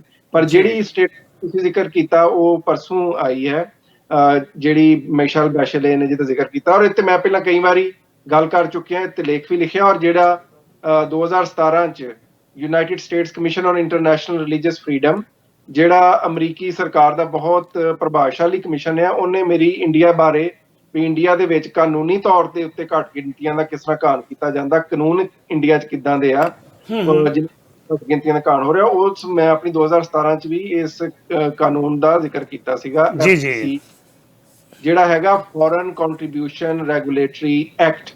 ਹੁਣ ਇਹ ਜਿਹੜਾ ਇਹਦੇ ਉੱਤੇ ਹੀ ਜਿਹੜਾ ਮੈਂ ਇਸ ਮਹੀਨੇ ਦੇ ਸ਼ੁਰੂ 'ਚ 6 ਅਕਤੂਬਰ ਨੂੰ ਉੱਤੇ ਇੱਕ ਬਲੌਗ ਵੀ ਲਿਖਿਆ ਸੀ, ਔਰ ਪਰਸੋਂ ਜਿਹੜੀ ਸਟੇਟਮੈਂਟ ਆਈ ਹੈ ਮਿਸ਼ੈਲ ਬੈਸ਼ਲੇ ਦੀ, ਮੋਰ ਔਰ ਲੈਸ ਉਹ ਸੇਮ ਹੀ ਕੰਸਰਨ ਜਿਹੜੇ ਮੈਂ ਆਪਣੇ ਉਹਨਾਂ ਨੂੰ ਖੈਰ ਮੈਂ ਲਿਖ ਕੇ ਵੀ ਕਨਵੇ ਕਰਦਾ ਰਹਿਣਾ ਆਪਣੀਆਂ ਚੀਜ਼ਾਂ, and that's very kind of them ਵੀ ਬਹੁਤ ਸਟਰੋਂਗ ਤਰੀਕੇ ਨਾਲ ਉਹ ਸਟੇਟਮੈਂਟ ਵੀ ਦਿੰਦੀਆਂ ਨੇ, ਕਿਉਂਕਿ United nations commissioner on human rights ਜਿਹੜਾ ਹੈ ਉਹਦੀ ਦਿੱਤੀ ਗਈ ਸਟੇਟਮੈਂਟ ਦਾ ਕੋਈ ਮਤਲਬ ਹੈ, ਔਰ ਪੂਰੀ ਦੁਨੀਆ ਦੇ ਵਿੱਚ ਉਹ ਜਾਂਦੀ ਹੈ, 193 ਦੇਸ਼ਾਂ ਪਹੁੰਚਦੀ ਆ, ਲੋਕ ਧਿਆਨ ਕਰਦੇ। ਹੁਣ ਜਿਹੜੀ ਉਹਨੇ ਸਟੇਟਮੈਂਟ FCR ਤੇ ਉਹ ਇਦਾਂ ਵਾ ਕਿ ਇੰਡੀਆ ਨੇ ਇੱਕ ਕਾਨੂੰਨ ਬਣਾਇਆ ਸੀਗਾ, ਉਹਦਾ ਬਣਾਉਣ ਦਾ ਅਕਸਰ ਮਕਸਦ ਤੇ ਕੁਲਦੀਪ ਸਿੰਘ ਜੀ ਇਹ ਸੀ ਕਿ ਜਿਹੜੀ ਹਿੰਦੁਸਤਾਨ ਦੀ ਸਿਆਸਤ ਹੈ ਉਹਦੇ ਵਿੱਚ ਜਿਹੜਾ ਪੈਸਾ ਆਉਂਦਾ ਉਹਦਾ ਇਸਤੇਮਾਲ ਨਾ ਹੋਵੇ, ਇਹ ਸੀਗਾ ਮਕਸਦ। ਮੈਂ ਜੇ ਦੱਸਣਾ ਤੁਹਾਨੂੰ, ਜਦੋਂ ਦੀ ਬੀਜੇਪੀ ਸਰਕਾਰ ਆਈ ਆ, ਇਹਨਾਂ ਨੇ ਉਸ ਕਾਨੂੰਨ ਦੇ ਵਿੱਚ ਇਸ ਢੰਗ ਨਾਲ ਤਬਦੀਲੀਆਂ ਕੀਤੀਆਂ ਕਿ ਇਹ ਜਿਹੜੇ ਮਨੁੱਖੀ ਅਧਿਕਾਰਾਂ ਦੀਆਂ NGOs ਗੱਲ ਕਰਦੀਆਂ ਭਾਰਤ ਦੇ ਵਿੱਚ, ਉਹਨਾਂ ਦੀ ਫੰਡਿੰਗ ਬੰਦ ਕਰ ਰਹੇ ਨੇ ਉਸ ਕਾਨੂੰਨ ਦੇ ਵਿੱਚ ਤਬਦੀਲੀ ਕਰਕੇ। ਜਦੋਂ ਉਹਨਾਂ ਦੀ ਫੰਡਿੰਗ ਹੀ ਨਹੀਂ ਹੋਏਗੀ ਉਹ ਕੰਮ ਕਿਸ ਤਰ੍ਹਾਂ ਕਰਨਗੇ? ਇਸੇ ਤਰ੍ਹਾਂ ਤੁਹਾਨੂੰ ਪਤਾ ਜਦੋਂ ਮੋਦੀ ਸਰਕਾਰ ਇਸ ਤੋਂ ਪਹਿਲਾਂ ਆਈ ਸੀ ਇਲੈਕਟ ਹੋ ਕੇ, ਤੇ ਇਹਨਾਂ ਨੇ 1 ਮਹੀਨੇ ਦੇ ਵਿੱਚ ਜਿਹੜਾ ਜਦੋਂ ਇਹਦੇ ਚ ਅਮੈਂਡਮੈਂਟ ਕੀਤੀ ਤੇ ਤਕਰੀਬਨ 8000 ਦੇ ਕਰੀਬ NGO ਸਿਵਲ ਸੁਸਾਇਟੀ ਆਰਗੇਨਾਈਜੇਸ਼ਨ, ਜਿਹਦੇ ਵਿੱਚ ਗ੍ਰੀਨਪੀਸ ਵਰਗੀ ਆਰਗੇਨਾਈਜੇਸ਼ਨ ਵੀ ਸ਼ਾਮਲ ਹੈ, ਉਹਨੂੰ ਬੈਨ ਕੀਤਾ ਸੀ। ਉਦੋਂ ਵੀ UN ਦੇ ਜਿਹੜੇ ਸਪੈਸ਼ਲ ਰੈਪੋਰਟਰ ਸੀ ਔਨ ਫਰੀडम ਆਫ ਐਕਸਪ੍ਰੈਸ਼ਨ, ਉਹਨਾਂ ਨੇ ਕਿਹਾ ਸੀ ਕਿ ਬਹੁਤ ਗਲਤ ਕੀਤਾ ਤੁਸੀਂ। ਪਰ ਹੁਣ ਦੇਖੋ ਕਿ ਇਸ ਕਾਨੂੰਨ ਨੂੰ ਲਾ ਕੇ ਇਹਨਾਂ ਨੇ ਐਮਨੈਸਟੀ ਇੰਟਰਨੈਸ਼ਨਲ ਨੂੰ ਉਹਨਾਂ ਦੇ ਅਕਾਊਂਟ ਫ੍ਰੀਜ਼ ਕੀਤੇ, ਔਰ ਐਮਨੈਸਟੀ ਇੰਟਰਨੈਸ਼ਨਲ ਨੂੰ ਕਿਉਂਕਿ ਬਾਰ-ਬਾਰ ਭਾਰਤ ਦੇ ਵਿੱਚ ਜਿਹੜਾ ਹੈ ਨਾ ਉਹ ਇਹਨਾਂ ਨੇ ਡਰਾਇਆ ਧਮਕਾਇਆ ਹੈ, ਉਹਨਾਂ ਦੇ ਆਪਰੇਸ਼ਨ ਨੂੰ ਸਬੋਟਾਜ ਕਰਨ ਦੀ ਕੋਸ਼ਿਸ਼ ਕੀਤੀ। ਐਮਨੈਸਟੀ ਇੰਟਰਨੈਸ਼ਨਲ ਜਿਹੜੀ ਪੂਰੀ ਇੱਕ ਇੰਟਰਨੈਸ਼ਨਲ ਗਲੋਬਲ ਵਾਚਡੌਗ ਹੈ ਹਿਊਮਨ ਰਾਈਟਸ ਦਾ, ਉਹਨਾਂ ਨੇ ਫੈਸਲਾ ਕੀਤਾ ਕਿ ਭਾਰਤ ਦੇ ਵਿੱਚ ਇਹਨਾਂ ਹਾਲਾਤਾਂ 'ਚ ਕੰਮ ਨਹੀਂ ਕਰ ਸਕਦੇ, ਔਰ ਉਹਨਾਂ ਨੇ ਭਾਰਤ ਦੇ ਵਿੱਚੋਂ ਆਪਣਾ ਆਪਰੇਸ਼ਨ ਖਤਮ ਕਰਕੇ ਜਾਣ ਦਾ ਫੈਸਲਾ ਕੀਤਾ ਹੈ। ਤੁਹਾਨੂੰ ਪਤਾ ਐਮਨੈਸਟੀ ਇੱਕ ਗਲੋਬਲ ਬਾਡੀ ਹੈ, ਔਰ ਇਹਨਾਂ ਨੇ ਸਿਰਫ ਇਹ ਨਹੀਂ ਕਿ ਐਮਨੈਸਟੀ ਵਾਸਤੇ ਇਸ ਤਰ੍ਹਾਂ ਕੀਤਾ, ਇਸ ਤੋਂ ਪਹਿਲਾਂ ਇੱਕ ਸਬ ਰੰਗ ਨਾਂ ਦੀ ਸੰਸਥਾ ਸੀਗੀ ਜਿਹਨੇ ਬਹੁਤ ਕੰਮ ਕੀਤਾ ਸੀ ਭਾਰਤ 'ਚ, ਜਿਹੜੇ ਮੋਦੀ ਸਰਕਾਰ ਦੇ ਵਿੱਚ ਗੁਜਰਾਤ ਮੁਸਲਮਾਨਾਂ ਦਾ ਕਤਲੇਆਮ ਹੋਇਆ ਸੀ, ਔਰ ਉਹਨੇ ਸਾਬਤ ਕੀਤਾ ਸੀ ਕਿ ਕਿਸ ਤਰ੍ਹਾਂ ਮੋਦੀ ਉਸ ਵਕਤ ਚੀਫ ਮਿਨਿਸਟਰ ਦੇ ਤੌਰ ਤੇ ਇਹਦੇ ਕੈਬਨਿਟ ਮਿਨਿਸਟਰ ਇਨਵੋਲਵ ਰਹੇ ਨੇ ਮੁਸਲਮਾਨਾਂ ਦੇ ਕਤਲੇਆਮ 'ਚ ਗੁਜਰਾਤ 'ਚ, ਉਹਦੇ ਉੱਤੇ ਪਾਬੰਦੀ ਲਾਈ ਗਈ। ਔਰ ਇਸੇ ਤਰ੍ਹਾਂ ਲੋਕਾਂ ਨੂੰ ਜਿਹੜੇ ਬਾਹਰ ਆ ਕੇ ਉੱਥੇ ਮਨੁੱਖਤਾ ਦੇ ਘਾਣ ਦੇ ਬਾਰੇ ਗੱਲ ਕਰਨਾ ਚਾਹੁੰਦੇ ਨੇ, ਉਹਨਾਂ ਦੇ ਉੱਤੇ ਵੀ ਉਹਨਾਂ ਦੀ ਟਰੈਵਲਿੰਗ ਤੱਕ ਤੇ ਬੈਨ ਕੀਤਾ ਜਾਂਦਾ ਹੈ। ਇੱਕ ਪਾਸੇ ਤੇ ਬੀਜੇਪੀ ਦੀ ਸਰਕਾਰ ਇਹ ਕੰਮ ਕਰ ਰਹੀ ਹੈ, ਦੂਸਰੇ ਪਾਸੇ ਇਹਨਾਂ ਨੇ ਇਹ ਕੀਤਾ ਹੈ ਕਿ ਦਿੱਲੀ ਹਾਈ ਕੋਰਟ ਨੇ ਇੱਕ ਫੈਸਲਾ ਕੀਤਾ ਸੀ ਜਿਹਦੇ ਵਿੱਚ ਉਹਨਾਂ ਨੇ ਕਾਂਗਰਸ ਤੇ ਬੀਜੇਪੀ ਦੋਵਾਂ ਨੂੰ ਜਿਹੜਾ ਹੈ ਆਰੋਪੀ ਕਰਾਰ ਦਿੱਤਾ, ਔਰ ਕਿਹਾ ਕਿ ਤੁਸੀਂ ਜਦੋਂ ਇਲੈਕਸ਼ਨ ਹੋਇਆ ਤੇ ਬਾਹਰ ਜਿਹੜੇ ਤੁਹਾਡੇ ਸਪੋਰਟਰ ਨੇ ਉਹਨਾਂ ਕੋਲੋਂ ਫੋਰਨ ਫੰਡ ਇਸਤੇਮਾਲ ਕੀਤੇ ਆਪਣੀਆਂ ਇਲੈਕਸ਼ਨ ਕੈਂਪੇਨਾਂ ਵਾਸਤੇ। ਸੋ ਦੋਵੇਂ ਪਾਰਟੀਆਂ ਜਿਹੜੀ ਇਸ ਵਕਤ ਸੱਤਾ 'ਚ ਉਹ ਵੀ ਆਪੋਜੀਸ਼ਨ, ਦੋਵਾਂ ਨੂੰ ਉਹਨਾਂ ਨੇ ਇਹਦਾ ਆਰੋਪੀ ਕਰਾਰ ਦਿੱਤਾ ਸੀ ਇੰਡੀਅਨ ਹਾਈ ਕੋਰਟ ਨੇ, ਦਿੱਲੀ ਹਾਈ ਕੋਰਟ ਨੇ।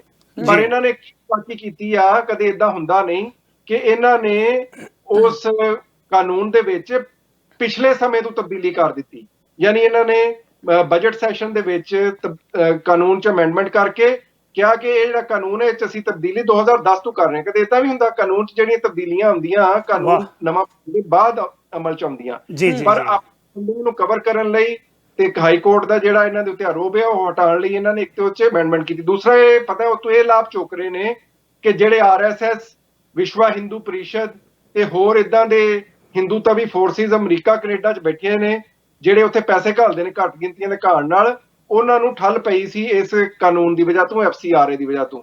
ਹੁਣ ਇਹਨਾਂ ਨੇ ਤਬਦੀਲੀ ਇਹ ਕਰ ਲਈ ਹੈ, ਕਹਿ ਰਹੇ ਆ ਕਿ ਇਹ ਜਿਹੜੀਆਂ ਐਂਟੀਟੀਜ਼ ਨੇ ਇਹ ਇੰਡੀਅਨ ਐਂਟੀਟੀਜ਼ ਹੀ ਨੇ, ਇਹਨਾਂ ਨੂੰ ਫੋਰਨ ਐਂਟੀਟੀ ਦੇ ਤੌਰ ਤੇ ਕੰਸੀਡਰ ਨਾ ਕੀਤਾ ਜਾਏ, ਤੇ ਇਸ ਤਰੀਕੇ ਨਾਲ ਵਿਸ਼ਵਾ ਹਿੰਦੂ ਪਰਿਸ਼ਦ ਔਰ RSS ਦੇ ਜਿਹੜੇ ਇੱਥੇ ਬੈਠੇ ਆ ਲੋਕ ਬਾਹਰ ਦੇ ਦੇਸ਼ਾਂ 'ਚ, ਉਹ ਧੜਾਧੜ ਪੈਸਾ ਘਲਾ ਰਹੇ ਆ BJP ਸਰਕਾਰ ਨੂੰ, ਤਾਂ ਕਿ ਉੱਥੇ ਘੱਟ ਗਿਣਤੀਆਂ ਤੋਂ ਵੱਧ ਕਾਣ ਹੋ ਸਕੇ। ਜਿਹੜੀ ਇੱਕ ਮਿੰਟ ਥੋੜਾ ਜਿਹਾ ਰੁਕਿਆ, ਜਿਹੜਾ ਤੁਸੀਂ ਕਹਿ ਰਹੇ ਹੋ ਕਿ ਇੱਥੋਂ ਪੈਸਾ ਘਲਾ ਰਹੇ ਨੇ ਬਾਹਰਲੇ ਮੁਲਕਾਂ ਤੋਂ, ਪੈਸਾ ਤਾਂ ਉਹਨਾਂ ਕੋਲ ਵੈਸੇ ਪਹਿਲਾਂ ਹੀ ਬਹੁਤ ਹੈ, ਕਿਉਂਕਿ ਉਹਨਾਂ ਨੇ ਜਿੰਨੇ ਪ੍ਰੋਜੈਕਟ ਵਿੱਢੇ ਹੋਏ ਆ ਫੰਡਿੰਗ ਪਹਿਲਾਂ ਰਿਜ਼ਰਵ ਰੱਖ ਕੇ ਫੇਰ ਹੀ ਵਿੱਢੇ, ਐਸੇ ਕਰਕੇ ਕਾਮਯਾਬ ਨੇ ਉਹ। ਬਿਲਕੁਲ ਤੁਹਾਡੀ ਗੱਲ ਠੀਕ ਆ, ਉੱਥੇ ਵੀ ਫੰਡਿੰਗ ਹੈਗੀ ਆ, ਪਰ ਤੁਹਾਨੂੰ ਪਤਾ ਕਿ ਏਸ਼ੀਅਨ ਵੈਬ ਇੱਕ US ਬੇਸ ਇੱਕ ਸੰਸਥਾ ਵਾ, ਉਹਨਾਂ ਦੀ ਪੂਰੀ ਡਿਟੇਲ ਛਾਪੀ ਆ ਕਿ ਇੱਥੇ ਬੈਠੀਆਂ ਜਿਹੜੀਆਂ ਮੁਖਤਲਿਫ ਨਾਵਾਂ ਦੇ ਹੇਠ RSS ਤੇ BJP ਦੀਆਂ ਸਪੋਰਟਰ ਸੰਸਥਾਵਾਂ ਬੈਠੀਆਂ ਅਮਰੀਕਾ 'ਚ, ਕੈਨੇਡਾ 'ਚ, ਉਹ ਕਿੰਨਾ ਪੈਸਾ ਜਿਹੜੀਆਂ ਨੇ ਇਸ ਵੇਲੇ BJP ਸਰਕਾਰ ਨੂੰ ਘੱਲ ਰਹੀਆਂ, ਔਰ ਉਹਨਾਂ ਨੂੰ ਕਿਸ ਤਰ੍ਹਾਂ ਘੱਟ ਗਿਣਤੀਆਂ ਦੇ ਘਾਣ ਲਈ ਇਸਤੇਮਾਲ ਕੀਤਾ ਜਾ ਰਿਹਾ। ਸੋ ਉਹਨਾਂ ਨੇ ਉਹਨਾਂ ਵਾਸਤੇ ਰਾਹ ਸਾਫ਼ ਕਰ ਲਿਆ ਹੈ ਇਹ ਕਾਨੂੰਨ ਕਰਕੇ। ਬਿਲਕੁਲ, ਪਰ ਇਹਦੇ ਬਰਾਬਰ ਜੇ ਆਪਾਂ ਗੱਲਬਾਤ ਕਰੀਏ, ਗੱਲਬਾਤ ਇਹ ਵੀ ਹੋ ਰਹੀ ਹੈ ਕਿ ਜਿਹੜੀਆਂ ਇੱਥੋਂ ਸਿੱਖ ਜਥੇਬੰਦੀਆਂ ਕੈਨੇਡਾ ਤੇ ਅਮਰੀਕਾ 'ਚ ਬੈਠੀਆਂ ਨੇ, ਉਹ ਦੋਸ਼ ਲਾ ਰਹੇ ਨੇ ਕਿ ਉਹ ਪੰਜਾਬ ਦੇ ਵਿੱਚ ਖਾਸ ਕਰਕੇ ਭਾਰਤ ਦੇ ਵਿੱਚ ਗੜਬੜ ਫੈਲਾਉਣ ਦੇ ਲਈ ਇੱਥੋਂ ਫੰਡ ਭੇਜ ਰਹੇ ਨੇ। ਦੋਸ਼ ਤਾਂ ਦੋਨੇ ਪਾਸੇ ਬਰਾਬਰ ਲੱਗ ਰਹੇ ਨੇ। ਹਾਂਜੀ, ਦੋਸ਼ ਤਾਂ ਦੋਵਾਂ ਪਾਸੇ ਲੱਗ ਰਹੇ ਨੇ, ਪਰ ਗੱਲ ਇਹ ਹੈ ਨਾ ਕਿ ਜਿਹੜਾ ਕਾਨੂੰਨ ਹੁੰਦਾ, everyone equal before the law. ਤੁਸੀਂ ਇਹ ਨਹੀਂ ਕਰ ਸਕਦੇ ਕਿ ਤੁਸੀਂ ਇਹ ਪੰਜਾਬੀਆਂ ਦੇ ਉੱਤੇ ਜਾਂ ਜਿਹੜੀਆਂ ਪੰਥਕ ਜਥੇਬੰਦੀਆਂ ਉਹਨਾਂ ਤੇ ਆਰੋਪ ਲਾ ਦਿਓ, ਔਰ ਉਹ ਜਿਹੜਾ ਆਮ ਕਿਸਾਨ ਦਾ ਘਾਣ ਹੋ ਰਿਹਾ ਉਹਦੀ ਸਪੋਰਟ ਲਈ ਕੋਈ ਛੋਟੀ ਮੋਟੀ ਜੇ ਉਹਨੂੰ ਉਹਦੀ ਸਹਾਇਤਾ ਕਰਦੇ ਨੇ ਤੇ ਉਹਨਾਂ ਨੂੰ। ਔਰ ਇਹ ਤੁਸੀਂ ਦੇਖਿਆ, ਇਹ ਜਿਹੜਾ ਨੈਰੇਟਿਵ ਆ ਨਾ, ਖਾਸ ਤੌਰ ਤੇ ਕੈਨੇਡਾ ਦੇ ਸਿੱਖ ਜਥੇਬੰਦੀ ਨੂੰ ਬਹੁਤ ਧਿਆਨ ਕਰਨਾ ਚਾਹੀਦਾ। ਕੈਨੇਡਾ ਦੇ ਵਿੱਚ ਇੰਡੀਅਨ ਸਰਕਾਰ ਪੂਰੀ ਕੋਸ਼ਿਸ਼ ਕਰ ਰਹੀ ਹੈ, ਜਿਹੜੀ ਪਿੱਛੇ 'ਚ ਟੈਰੀ ਦੀ ਰਿਪੋਰਟ ਵੀ ਛਪੀ ਆ ਨਾ, ਜਿਹਦੇ 'ਚ ਕਿਹਾ ਵੀ ਹੁਣ ਖਾਲਿਸਤਾਨ ਦਾ ਫਿਰ ਰਿਵਾਈਵਲ ਹੋ ਰਿਹਾ, ਪਾਕਿਸਤਾਨ ਉਹਦੀ ਸਹਾਇਤਾ ਕਰ ਰਿਹਾ, ਫਲਾਣ ਕਰ ਰਿਹਾ। ਇੰਡੀਅਨ ਸਰਕਾਰ ਨੂੰ ਕੈਨੇਡੀਅਨ ਸਿੱਖਾਂ ਦੇ ਉੱਤੇ ਖਾਸ ਨਜ਼ਰ ਹੈ, ਔਰ ਇੰਡੀਅਨ ਹਾਈ ਕਮਿਸ਼ਨ ਔਰ ਕੌਂਸਲੇਟ ਤੇ ਖਾਸ ਕੰਮ ਕਰ ਰਿਹਾ। ਔਰ ਜਿਹੜਾ ਕਿਸਾਨੀ ਦਾ ਇਸ ਵੇਲੇ ਅੰਦੋਲਨ ਚੱਲ ਰਿਹਾ, ਜਿਹੜਾ ਸਾਰਿਆਂ ਦਾ, ਜਿਹਦੇ 'ਚ ਕੋਈ ਸਿਰਫ ਸਿੱਖ ਹੀ ਨਹੀਂ, ਤੁਸੀਂ ਦੇਖਿਆ ਕਿ ਉਹ ਅੰਦੋਲਨ ਜਿਹੜਾ ਹੈ ਇਸ ਵੇਲੇ ਤਕਰੀਬਨ ਆਮ ਕਿਸਾਨ ਦੀ ਇੱਕ ਲਹਿਰ ਹੈ। ਮੈਂ ਹੁਣ ਕਹਿੰਦਾ ਕਿਸਾਨਾਂ ਦੀ ਲੋਕ ਲਹਿਰ ਬਣ ਗਿਆ ਹੈ। ਹਰਿਆਣਾ 'ਚ ਵੀ ਜਿਸ 'ਚ ਹਿੰਦੂ ਕਿਸਾਨ ਵੀ ਹਿੱਸਾ ਲੈ ਰਹੇ ਆ, ਔਰ UP ਦੇ ਕਿਸਾਨ ਵੀ ਉਹ 'ਚ ਹਿੱਸਾ ਲੈ ਰਹੇ ਆ। ਹੁਣ ਉਹਨੂੰ ਕੁਰਾਏ ਪਾਉਣ ਲਈ ਹੁਣ ਇਦਾਂ ਦੀ ਗੱਲ ਵੀ ਕੀਤੀ ਜਾਂਦੀ ਹੈ ਕਿ ਇਹ ਤਾਂ ਦੇਖੋ ਜੀ, ਫੇਰ ਤੂੰ ਜਿਹੜਾ ਹੈ ਉਹ ਖੜਕੂ ਜਿਹੜੇ ਆ ਰਿਵਾਈਵ ਕਰਨ ਦੀ ਅੱਤਵਾਦ, ਔਰ ਉਹਨੂੰ ਜਿਹੜਾ ਹੈ ਫੇਰ ਤੂੰ ਜਿਹੜਾ ਨਾ ਉਹ ਜਨਮ ਦੇਣ ਦੀ ਕੋਸ਼ਿਸ਼ ਕੀਤੀ ਜਾ ਰਹੀ ਹੈ। ਆਪਾਂ ਡਾਕਟਰ ਸਾਹਿਬ ਵਿਸ਼ੇ ਦੇ ਉੱਤੇ ਰਹਿ ਕੇ ਜਿਹੜਾ ਵਿਸ਼ਾ ਆਪਣਾ ਚੱਲ ਰਿਹਾ ਸੀ, ਜਿਹੜਾ ਫੋਰਨ ਜਿਹੜਾ ਕੰਟਰੀਬਿਊਸ਼ਨ ਰੈਗੂਲੇਸ਼ਨ ਐਕਟ ਹੈ FRCA, ਉਹਦੇ ਉੱਤੇ ਜਿਹੜੀ ਯੂਨਾਈਟਿਡ ਨੇਸ਼ਨ ਦੇ ਹਿਊਮਨ ਰਾਈਟ ਦੇ ਹਾਈ ਕਮਿਸ਼ਨ ਨੇ ਗੱਲਬਾਤ ਕੀਤੀ ਹੈ, ਉਹਦੇ ਬਾਰੇ ਥੋੜੀ ਜਿਹੀ ਜਾਣਕਾਰੀ ਦਿਓ ਕਿ ਫੋਰਨ ਕੰਟਰੀਬਿਊਸ਼ਨ ਰੈਗੂਲੇਸ਼ਨ ਐਕਟ ਹੈ ਕੀ, ਤਾਂ ਜੋ ਸਾਡੇ ਦਰਸ਼ਕਾਂ ਨੂੰ ਵੀ ਪਤਾ ਲੱਗ ਸਕੇ ਵੀ ਇਹ ਐਕਟ ਕਿਵੇਂ ਕੰਮ ਕਰ ਰਿਹਾ ਸੀ, ਕਿਵੇਂ ਕਿਵੇਂ ਨੂੰ ਅਮੈਂਡ। ਜਿੱਥੇ ਗੱਲ ਰੋਕੀ ਸੀ ਮੇਰੇ ਸਵਾਲ ਤੋਂ ਪਹਿਲਾਂ, ਉੱਥੋਂ ਹੀ ਆਪਾਂ ਅੱਗੇ ਜਾਰੀ ਰੱਖੀਏ। ਹਾਂਜੀ, ਦੇਖੋ, ਜਿਸ ਤਰ੍ਹਾਂ ਮੈਂ ਪਹਿਲਾਂ ਤੁਹਾਨੂੰ ਦੱਸਿਆ ਕਿ ਇਹ ਐਕਟ ਜਿਹੜਾ ਸੀਗਾ ਇਸ ਵਾਸਤੇ ਬਣਾਇਆ ਗਿਆ ਸੀ ਕਿ ਜਿਹੜੀ ਭਾਰਤੀ ਸਿਆਸਤ ਆ ਉਹਦੇ ਵਿੱਚ ਬਾਹਰ ਤੋਂ ਪੈਸੇ ਦਾ ਵਰਤਾਅ ਨਾ ਹੋਵੇ, ਕਿ ਪਾਰਟੀਆਂ ਬਾਹਰੋਂ ਪੈਸੇ ਮੰਗਵਾ ਕੇ ਆਪਣੀ ਸਿਆਸਤ ਤੇ ਨਾ ਇਸਤੇਮਾਲ ਕਰਨ।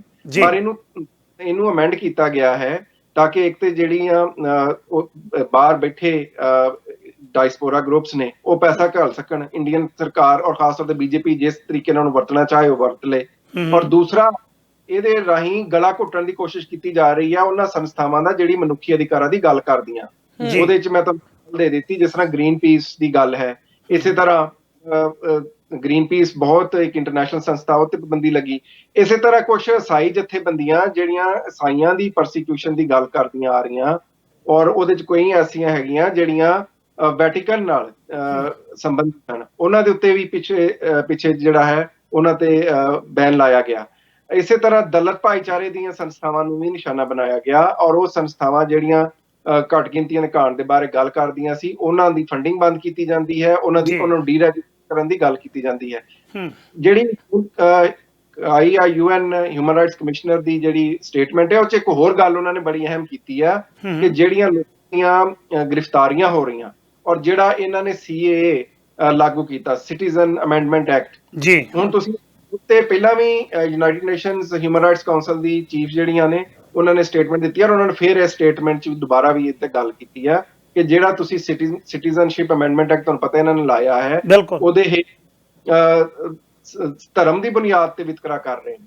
ਇਹ ਹਾਲਾਂਕਿ ਮੈਂ ਅੱਗੇ ਤੇ ਇਹ ਆਰਟੀਕਲ ਵੀ ਲਿਖਿਆ ਕਿ ਭਾਰਤ ਦਾ ਸੰਵਿਧਾਨ ਕਹਿੰਦਾ ਕਿ ਧਰਮ ਦੀ ਬੁਨਿਆਦ ਤੇ ਕਿਸੇ ਵੀ ਜਾਤ ਨਾਲ ਕਿਸੇ ਵੀ ਧਰਮ ਦੇ ਲੋਕਾਂ ਨਾਲ ਵਿਤਕਰਾ ਨਹੀਂ ਹੋ ਸਕਦਾ। ਜੀ ਸੋ ਜਿਹੜੀ ਬੀਜੇਪੀ ਦੀ ਸਰਕਾਰ ਕਾਨੂੰਨ ਲਿਆ ਰਹੀ ਆ, ਭਾਵੇਂ FCRA ਹੋਵੇ, ਭਾਵੇਂ CAA ਹੋਵੇ, ਭਾਵੇਂ ਧਾਰਾ 370 ਦੇ ਤਹਿਤ ਕਸ਼ਮੀਰ ਦੀ ਜਿਹੜੀ ਆ ਖੁਦ ਮੁਖਤਾਰੀ ਨੂੰ ਖਤਮ ਕਰਨਾ ਹੋਵੇ, ਭਾਵੇਂ ਨੈਸ਼ਨਲ ਰਜਿਸਟ੍ਰੇਸ਼ਨ ਦਾ ਜਿਹੜਾ ਇੱਕ ਨਿਜ਼ਾਮ ਇਹ ਲਿਆ ਰਹੇ ਨੇ ਕਿ ਨੈਸ਼ਨਲ ਰਜਿਸਟਰ ਆਫ ਸਿਟੀਜ਼ਨਸ਼ਿਪ ਜਿਹੜਾ ਇੰਪਲੀਮੈਂਟ ਕਰਨਗੇ, ਜਿਹਦੇ ਹੇਠ ਖਾਸ ਤੌਰ ਤੇ ਮੁਸਲਮਾਨਾਂ ਨੂੰ ਦੱਸਣਾ ਪਏਗਾ ਕਿ ਉਹਨਾਂ ਦਾ origin ਜਿਹੜਾ ਹੈ ਉਹ ਭਾਰਤ ਦਾ ਹੈ, ਵਰਨਾ ਉਹਨਾਂ ਦੀ ਸਿਟੀਜ਼ਨਸ਼ਿਪ ਸਸਪੈਂਡ ਕੀਤੀ ਜਾਏਗੀ। ਜੀ ਉਹਨੂੰ ਹੀ ਇਹਨਾਂ ਥਾਮ ਦੇ ਵਿੱਚ ਲੱਖਾਂ ਮੁਸਲਮਾਨਾਂ ਨੂੰ ਆਲਮੋਸਟ ਕਨਸੈਂਟ੍ਰੇਸ਼ਨ ਕੈਂਪਸ 'ਚ ਰੱਖਿਆ ਹੋਇਆ ਹੈ। ਉਹਨੂੰ ਕਹਿੰਦੇ ਤੇ ਡਿਟੈਂਸ਼ਨ ਸੈਂਟਰ ਨੇ, ਪਰ ਜਿਹੜੇ ਹਿਟਲਰ ਦੇ ਕਨਸੈਂਟ੍ਰੇਸ਼ਨ ਕੈਂਪਸ ਹਨ ਉਸ ਤਰ੍ਹਾਂ ਹੀ ਅਸਾਮ ਦੇ ਮੁਸਲਮਾਨਾਂ ਨੂੰ ਇਹ ਟ੍ਰੀਟ ਕਰ ਰਹੇ ਨੇ। ਜੇ ਤੇ ਤੁਸੀਂ ਇਹਨਾਂ ਨੇ ਇਹ national register of citizenship implement ਕਰ ਦਿੱਤਾ ਤੇ ਮੁਸਲਮਾਨ ਜਿਹੜੇ ਉੱਥੇ ਬਹੁਤ ਪਹਿਲਾਂ ਹੀ ਪਿਛੜੇ ਹੋਏ ਨੇ ਉਹਨਾਂ ਨੂੰ ਮਜ਼ੀਦ ਫਰੈਂਚਾਈਜ਼ ਕਰ ਦੇਣਗੇ। ਅਸਲ 'ਚ ਬੀਜੇਪੀ ਦੀ ਸਰਕਾਰ ਜਿਹੜੀ ਹੈ ਹੁਣ ਇਸ ਵਕਤ ਭਾਰਤ ਦਾ ਜਿਹੜੇ ਸੰਵਿਧਾਨ ਆ ਉਹ ਜਿੱਦਾਂ ਦੀਆਂ ਤਬਦੀਲੀਆਂ ਕਰ ਰਹੀ ਹੈ ਵੀ ਜਿਹਦੇ ਨਾਲ ਸੰਵਿਧਾਨ ਦਾ ਜਿਹੜਾ ਸੈਕੂਲਰ ਇੱਕ ਸੀਗਾ ਮਾਡਲ ਉਹ ਸਾਰੇ ਦਾ ਸਾਰਾ ਜਿਹੜਾ ਹੈ ਉਹ ਚੇਂਜ ਹੋ ਕੇ ਹਿੰਦੂ ਰਾਸ਼ਟਰ 'ਚ ਬਦਲ ਜਾਏ। ਔਰ ਜਿੰਨੇ ਵੀ ਇਹ ਕਾਨੂੰਨ ਲਿਆ ਰਹੇ ਨੇ ਉਹ ਰਾਤੋਂ ਰਾਤ ਇਹ ਕਰਦੇ ਆ, ਨਾ ਉਹਨਾਂ ਨੂੰ ਲੋਕ ਸਭਾ 'ਚ ਨਾ ਰਾਜ ਸਭਾ 'ਚ ਪ੍ਰੋਪਰ ਡਿਬੇਟ ਹੋਣ ਦਿੰਦੇ ਆ ਔਰ ਰਾਤੋਂ ਰਾਤ ਕਾਨੂੰਨ ਬਣ ਜਾਂਦੇ ਆ ਔਰ ਬਗੈਰ ਲੋਕਾਂ ਦੀ ਉੱਥੇ ਦੀ ਜਿਹੜੀਆਂ ਸਟੇਟਸ ਨੇ ਉਹਨਾਂ ਦੀ ਸਹਿਮਤੀ ਦੇ ਉਹ ਇੰਪਲੀਮੈਂਟ ਹੋ ਜਾਂਦੇ ਆ। ਜਿਸ ਤਰ੍ਹਾਂ ਧਾਰਾ 370 ਕਸ਼ਮੀਰ 'ਚ ਮੁਕਾ ਦਿੱਤੀ ਗਈ ਹੈ। ਜੀ ਜੀ ਉਹਦੇ ਬਾਅਦ ਜਿਹੜਾ ਹੈ ਹੁਣ ਭਾਰਤ ਦੇ ਵਿੱਚ ਇਹ ਭਾਰਤ ਇੱਕ ਫੈਡਰੇਸ਼ਨ ਹੈ ਜਿਹਦੇ ਵਿੱਚ ਕਈ ਸਟੇਟਸ ਨੇ। ਹੁਣ ਜਿਹੜੀਆਂ ਸਟੇਟਾਂ ਦੇ ਜਿੰਨੇ ਅਧਿਕਾਰ ਆ ਖੋ ਕੇ ਸੈਂਟਰ ਆਪਣੇ ਕੋਲ ਲੈ ਰਿਹਾ। ਫੈਡਰੇਸ਼ਨਾਂ ਇਦਾਂ ਚੱਲਦੀਆਂ। ਹੁਣ ਤੁਸੀਂ ਦੇਖੋ ਕੈਨੇਡਾ ਹੈ, ਇੱਥੇ ਠੀਕ ਹੈ ਸੈਂਟਰ ਦੀ ਸਰਕਾਰ ਹੈ, ਉਹ ਆਪਣੇ ਲਾਜ਼ ਬਣਾਉਂਦੀ ਆ, ਪਰ ਹਰ ਕੰਟਰੀ ਨੂੰ, ਹਰ ਸੂਬੇ ਨੂੰ, ਜਿਸ ਤਰ੍ਹਾਂ ਬ੍ਰਿਟਿਸ਼ ਕੋਲੰਬੀਆ 'ਚ ਤੁਸੀਂ ਰਹਿੰਦੇ ਹੋ, BC ਨੂੰ, ਹੋਰ ਸਟੇਟਾਂ ਨੂੰ ਆਪਣੇ ਆਪਣੇ ਕਾਨੂੰਨ ਬਣਾਉਣ ਦੀ ਇਜਾਜ਼ਤ ਹੈ।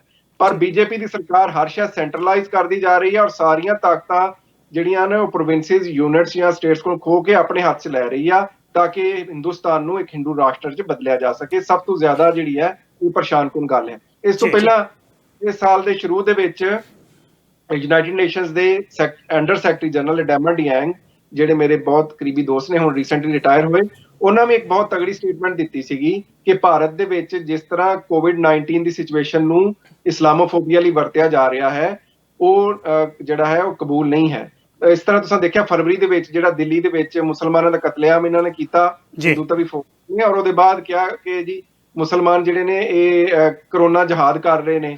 ਤਬਲੀਗੀਆਂ ਤੇ ਜਿਸ ਤਰ੍ਹਾਂ ਕੇਸ ਬਣਾਏ ਗਏ, ਮੁਸਲਮਾਨ ਬੀਬੀਆਂ ਜਿਹੜੀਆਂ ਤੇ ਬੰਦੇ ਉਹਨਾਂ ਦੀ ਟ੍ਰੀਟਮੈਂਟ ਕਰਨ ਤੋਂ ਇਨਕਾਰ ਕੀਤਾ ਗਿਆ। ਹਸਪਤਾਲਾਂ ਦੇ ਵਿੱਚ ਮੁਸਲਮਾਨਾਂ ਨੂੰ ਵੱਖਰੇ ਟ੍ਰੀਟਮੈਂਟ ਦਿੱਤੇ ਗਏ। ਉਹਨਾਂ ਨੂੰ ਕਿਹਾ ਕਿ ਤੁਸੀਂ ਹਿੰਦੂ ਵਾਲਿਆਂ ਦੇ ਹਿੰਦੂ ਵਾਰਡ 'ਚ ਨਹੀਂ ਦਾਖਲ ਹੋ ਸਕਦੇ। ਮੁਸਲਮਾਨ ਬੀਬੀਆਂ ਨੇ 3 ਵੀਲਰਾਂ ਦੇ ਵਿੱਚ ਜਿਹੜਾ ਨਾ ਬੱਚੇ ਜਨਮੇ ਆ। ਸੋ ਇਹ ਸਾਰੀਆਂ ਚੀਜ਼ਾਂ ਜਿਹੜੀਆਂ ਨੇ ਉਹ ਦੁਨੀਆ ਦੇਖ ਰਹੀ ਹੈ ਵੀ ਕਿਸ ਤਰ੍ਹਾਂ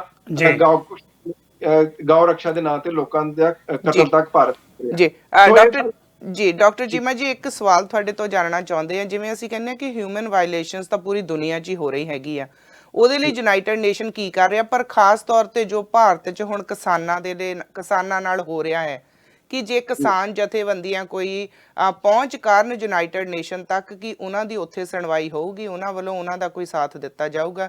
ਕੀ ਉਹਨਾਂ ਦੇ ਲਈ ਗਾਈਡ ਕਰਨ ਦੇ ਲਈ ਤੁਹਾਨੂੰ ਕੀ ਲੱਗਦਾ ਕੀ ਕਰਨਾ ਚਾਹੀਦਾ ਉਹਨਾਂ ਨੂੰ? ਜੀ ਹਾਂਜੀ ਭੈਣ ਜੀ, ਤੁਹਾਡਾ ਸਵਾਲ ਬੜਾ ਅਹਿਮ ਹੈ। ਯੂਨਾਈਟਿਡ ਨੇਸ਼ਨਸ ਜਿਹੜੀ ਆ ਦੁਨੀਆ 'ਚ ਜਿੰਨੇ ਵੀ ਕਾਂਡ ਹੋ ਰਹੇ ਆ ਉਹ ਸਾਰੀਆਂ ਨੋਟ ਕਰਦੀ ਆ ਔਰ ਯੂਨਾਈਟਿਡ ਨੇਸ਼ਨਸ ਦੀ ਜਿਹੜੀ ਆ ਉਹ ਦੇਸ਼ਾਂ ਇੱਕ ਹੈਗਾ ਪੀਰੀਓਡਿਕ ਰਿਵਿਊ ਦਾ ਇੱਕ ਸਿਲਸਿਲਾ।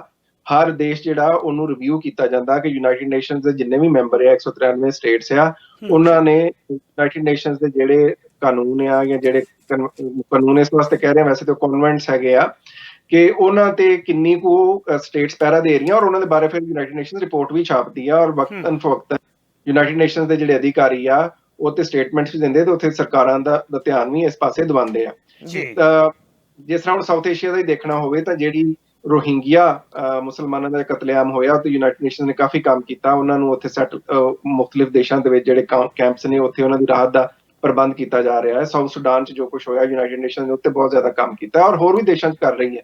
ਜਿਹੜੀ ਗੱਲ ਹੈ ਸਾਡੇ ਕਿਸਾਨਾਂ ਦੀ, ਤੇ ਮੈਂ ਕਈ ਵਾਰੀ ਮੈਨੂੰ ਬਹੁਤ ਸਾਰੇ ਲੋਕ ਪਹੁੰਚ ਵੀ ਕਰਦੇ ਆ, ਸਾਡੇ ਮਿੱਤਰ, ਇਹ ਜਿਹੇ ਵਿਸ਼ਿਆਂ ਦੇ ਉੱਤੇ। ਹੁਣ ਜਿਹੜਾ ਸਾਡੇ ਲਈ ਇੱਕ ਬੜਾ ਹੀ ਦੁੱਖ ਦੀ ਗੱਲ ਵੀ ਹੈ, ਅਸੀਂ ਯੂਨਾਈਟਿਡ ਨੇਸ਼ਨਸ ਦੇ ਬਹੁਤ ਸਾਰੇ ਹੋਰ ਵੀ ਅਧਿਕਾਰੀ ਇਸ ਚੀਜ਼ ਤੇ ਦੁਖੀ ਹੁੰਦੇ ਨੇ, ਉਹ ਇਹ ਹੈ ਕਿ ਯੂਨਾਈਟਿਡ ਨੇਸ਼ਨਸ ਜਿਹੜਾ ਜਾਂ ਜਿਹੜਾ ਸੰਯੁਕਤ ਰਾਸ਼ਟਰ ਆ, ਇਹ ਲੋਕਾਂ ਦਾ ਨੁਮਾਇੰਦਾ ਨਹੀਂ ਹੈਗਾ, ਇਹ ਹੈਗਾ ਦੁਨੀਆ ਦੇ ਮੁਲਕਾਂ ਦਾ ਨੁਮਾਇੰਦਾ। ਇਹਦੇ ਵਿੱਚ ਮੁਲਕਾਂ ਦਾ, ਸੋ ਇਹਦੇ ਵਿੱਚ ਜਿਹੜੇ ਮੁਲਕ ਮੈਂਬਰ ਨੇ ਉਹਨਾਂ ਦੀ ਹੀ ਸੁਣਵਾਈ ਜ਼ਿਆਦਾਤਰ ਹੁੰਦੀ ਹੈ। ਸੋ ਇਸ ਵਾਸਤੇ ਕਈ ਵਾਰੀ ਜਿਹੜੇ ਜਿਸ ਤਰ੍ਹਾਂ ਹੁਣ ਸਾਡਾ ਸਿੱਖ ਭਾਈਚਾਰਾ ਹੈ, ਦਲਿਤ ਭਾਈਚਾਰਾ ਹੈ, ਹੋਰ ਦੁਨੀਆ 'ਚ ਬਹੁਤ ਸਾਰੀਆਂ ਪਿਛੜੀਆਂ ਕੌਮਾਂ, ਬਹੁਤ ਸਾਰੇ ਮਨੁੱਖਤਾ ਦਾ ਜਿਨ੍ਹਾਂ ਕੌਮਾਂ ਦਾ ਘਾਣ ਹੋਇਆ, ਉਹਨਾਂ ਦੀ ਆਵਾਜ਼ ਉਸ ਤਰ੍ਹਾਂ ਪਹੁੰਚ ਨਹੀਂ ਸਕਦੀ।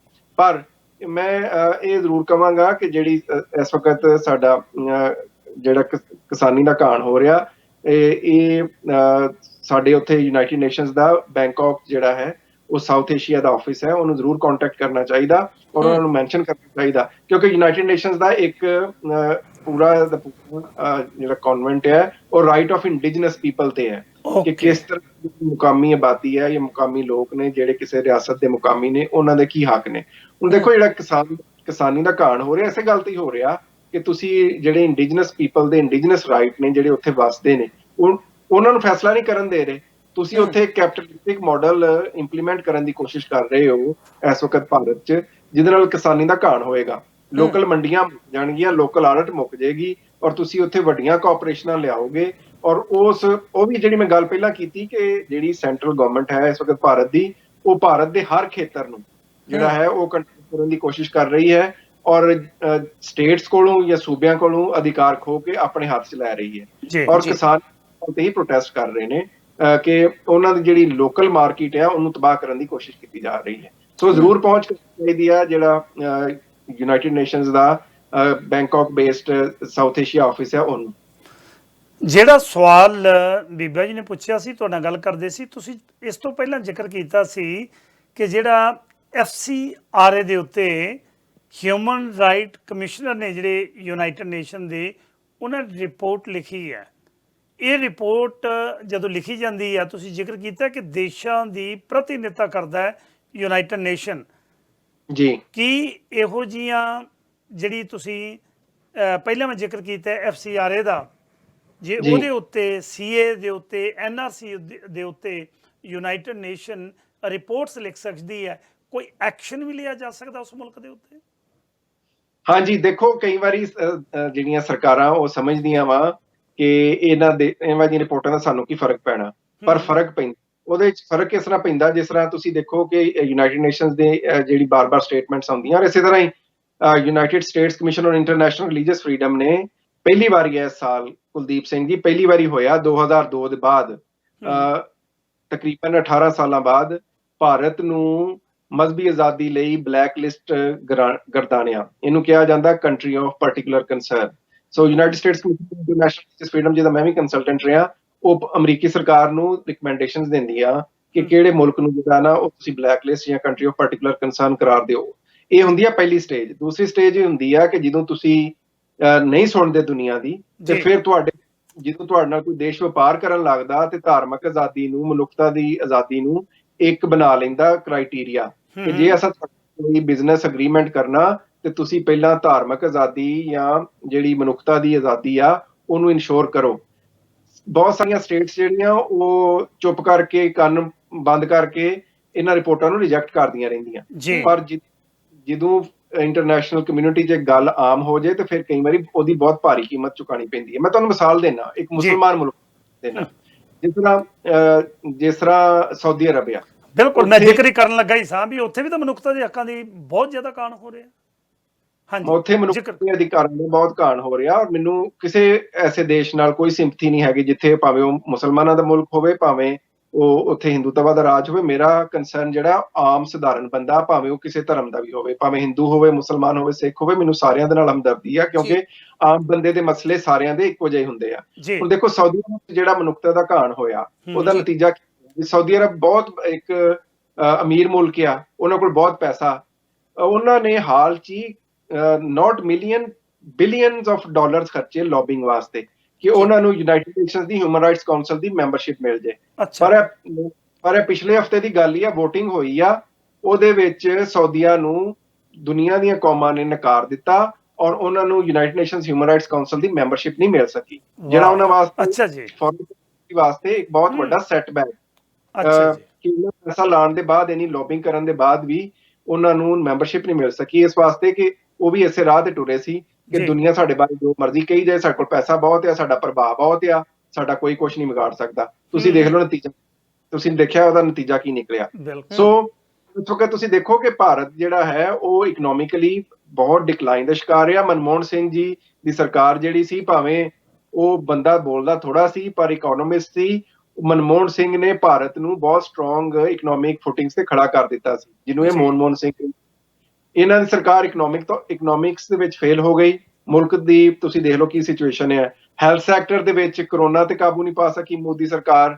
ਫਿਰ ਜਿਹੜਾ ਡਿਫੈਂਸ ਟ੍ਰੀਟੀਜ਼ ਦੇ ਵਿੱਚ ਜਿਹੜੇ ਇਹਨਾਂ ਜਹਾਜ਼ ਖਰੀਦੇ ਆ ਫਰਾਂਸ ਕੋਲੋਂ, ਉਹਦੇ ਤੇ ਕਰਪਸ਼ਨ ਦੇ ਸਕੈਂਡਲ ਵੱਖਰੇ ਚੱਲ ਰਹੇ ਆ। ਕਰੋਨਾ ਇਹਨਾਂ ਕੋਲ ਕਾਬੂ ਨਹੀਂ ਹੋਇਆ, ਕਿਸਾਨਾਂ ਦਾ ਅੰਦੋਲਨ ਵੱਖਰਾ ਚੱਲ ਰਿਹਾ, ਘੱਟ ਗਿਣਤੀਆਂ ਦਾ ਘਾਣ ਹੋ ਰਿਹਾ। ਇਹ ਇਹਨਾਂ ਦੇ ਕੋਲ ਕਿਉਂਕਿ ਕੋਈ ਬੰਦਾ ਵੀ ਇਸ ਲੈਵਲ ਦਾ ਕਾਬਲ ਨਹੀਂ ਹੈਗਾ ਜਿਹੜਾ ਸਰਕਾਰ ਚਲਾ ਸਕੇ। ਇਹਨਾਂ ਨੇ ਲੋਕਾਂ ਨੂੰ ਲਾ ਦਿੱਤਾ ਸਿਰਫ ਨਾਅਰਿਆਂ ਦੇ ਉੱਤੇ ਕਿ ਅਸੀਂ ਰਾਮ ਮੰਦਿਰ ਬਣਾ ਰਹੇ ਹਾਂ, ਅਸੀਂ ਘੱਟ ਗਿਣਤੀਆਂ ਦਾ ਘਾਣ ਕਰ ਰਹੇ ਹਾਂ।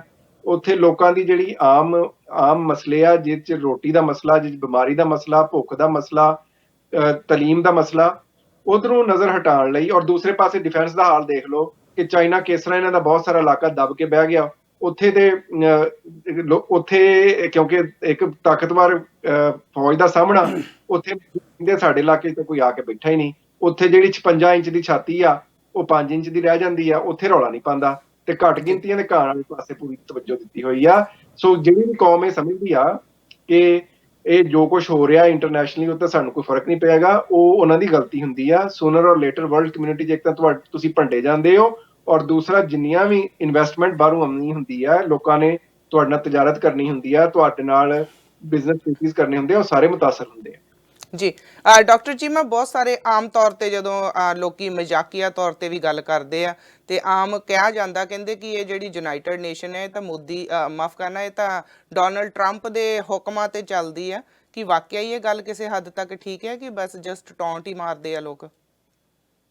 ਦੇਖੋ, ਪਹਿਲੀ ਗੱਲ ਤੇ ਇਹ ਆ ਕਿ ਜਿਹੜਾ ਬਾਹਰ ਬੈਠਾ ਬੰਦਾ ਹੁੰਦਾ ਉਹਨੂੰ ਕੁਝ ਹੋਰ ਲੱਗਦਾ, ਅਸਲ 'ਚ ਕੋਈ ਹੋਰ ਗੱਲ ਹੁੰਦੀ ਹੈ। ਡੋਨਲਡ ਟਰੰਪ ਸਾਹਿਬ ਤੇ ਇੱਕ UN ਦੇ ਕੋਈ ਏਡੇ ਚੰਗੇ ਰਿਲੇਸ਼ਨਸ਼ਿਪ ਨਹੀਂ ਰਹੇ। ਤੁਸੀਂ ਦੇਖਿਆ ਕਿ ਇੱਕ ਤੇ ਇਸ ਵਕਤ ਇਹ ਅਮਰੀਕਾ ਦਾ ਆਪਣਾ ਹੀ ਫੈਸਲਾ ਸੀ ਕਿ ਉਹ United Nations Human Rights council 'ਚ ਨਹੀਂ ਹੋਣ ਹੈਗੇ, ਨਾ UN ਦੀ এনवायरमेंटल ਏਜੰਸੀ 'ਚ ਹੈਗੇ ਆ। ਤੇ ਜਿਹੜੀ UN ਦੇ ਵਿੱਚ ਜਿੰਨੀ ਵਾਰੀ ਵੀ ਅਮਰੀਕਾ ਕੋਈ ਘੱਟ ਤੋਂ ਘੱਟ ਇਸ ਟੈਨਿਓਰ ਦੇ ਵਿੱਚ ਬਹੁਤ ਸਾਰੇ ਮੌਕਿਆਂ ਤੇ ਇਦਾਂ ਦੇਖਣ ਨੂੰ ਮਿਲਿਆ ਕਿ ਖਾਸ ਤੌਰ ਤੇ ਜਦੋਂ ਅੰਬੈਸਡਰ ਨਿੱਕੀ ਹੇਲੀ ਸਨ, ਉਸ ਵੇਲੇ ਕਿ ਅਮਰੀਕਾ ਨੇ ਜਿਹੜੀ ਚੀਜ਼ ਵੀ ਮੂਵ ਕੀਤੀ UN ਦੇ ਵਿੱਚ, UN ਨੇ ਉਹਨੂੰ ਨਹੀਂ ਸਵੀਕਾਰਿਆ। ਹਾਂ, ਅਸੀਂ ਤਾਂ ਪ੍ਰੋਸੀਡਿੰਗਸ ਦੇਖੀਆਂ ਯੂਨਾਈਟਿਡ ਨੇਸ਼ਨਸ ਦੀ ਜਿਹੜੀ ਸਿਕਿਉਰਿਟੀ ਕਾਉਂਸਲ ਦੀ ਮੀਟਿੰਗ 'ਚ ਬਹੁਤ ਸਾਰੇ ਮੌਕਿਆਂ ਦੇ ਉੱਤੇ ਅਮਰੀਕਾ ਨੂੰ ਬਹੁਤ ਜ਼ਿਆਦਾ ਨਖੇਦੀ ਦਾ ਸਾਹਮਣਾ ਵੀ ਕਰਨਾ ਪਿਆ। ਸੋ ਕਿਸੇ ਦੇ ਕੰਟਰੋਲ 'ਚ ਨਹੀਂ ਹੈਗੀ, ਇਹ ਪੂਰੀ ਦੁਨੀਆ ਦੇ ਮੁਲਕਾਂ ਦਾ ਇੱਕ ਜਿਹੜਾ ਹੈ ਉਹ ਫੋਰਮ ਹੈ। ਬਾਕੀ ਕਈ ਵਾਰੀ ਲੋਕ ਕਨਫਿਊਜ਼ ਕਰ ਜਾਂਦੇ ਆ ਯੂਨਾਈਟਿਡ ਨੇਸ਼ਨਸ ਨੂੰ ਕਿ ਯੂਨਾਈਟਿਡ ਨੇਸ਼ਨਸ ਜਿਹੜਾ ਵਾ ਉਹ ਕੋਈ ਇੰਟਰਨੈਸ਼ਨਲ ਆਰਮੀ ਦਾ ਨਾਮ ਆ। ਯੂਨਾਈਟਿਡ ਨੇਸ਼ਨ ਇੱਕ ਕੌਮ ਦਾ ਨਾਮ ਹੈ, ਇਹਨਾਂ ਕੋਲ ਕੋਈ ਆਪਣੀ ਫੌਜ ਨਹੀਂ ਹੈਗੀ ਵੀ ਇਹ ਉੱਥੇ ਘੱਲ ਦੇਣ। ਤੇ ਦੂਸਰੀ ਗੱਲ ਇਹ ਆ ਕਿ ਯੂਨਾਈਟਿਡ ਨੇਸ਼ਨਸ ਨੂੰ ਸਿਰਫ ਪੋਲੀਟੀਕਲ ਐਂਗਲ ਨਾਲ ਲੋਕ ਦੇਖਦੇ ਆ। ਹੁਣ ਅਫਰੀਕਾ ਦੇ ਵਿੱਚ ਜਿਹੜੀ ਦੁਨੀਆ ਇੰਨਾ ਭੁੱਖ ਦਾ ਸ਼ਿਕਾਰ ਆ, ਯੂਨਾਈਟਿਡ ਨੇਸ਼ਨ ਉਹਨਾਂ ਦੀ ਰਾਹਤ ਦਾ ਸਮਾਨ ਕਰ ਰਹੀ ਹੈ। ਦੁਨੀਆ ਜਿੱਥੇ ਹੜ੍ਹ ਆਉਂਦੇ ਆ, ਜਿੱਥੇ ਭੁੱਖ ਪੈਂਦੀ ਆ, ਜਿੱਥੇ ਸੋਕਾ ਪੈਂਦਾ ਵਾ, ਜਿੱਥੇ ਬਿਮਾਰੀਆਂ ਪੈਂਦੀਆਂ ਵਾ, ਉੱਥੇ ਉਹਨਾਂ ਲੋਕਾਂ ਨੂੰ ਪਤਾ ਵੀ UN ਜਿਹੜੀ ਆ ਉਹਨਾਂ ਦੀ ਕਿੰਨੀ ਸਹਾਇਤਾ ਕਰਦੀ ਆ।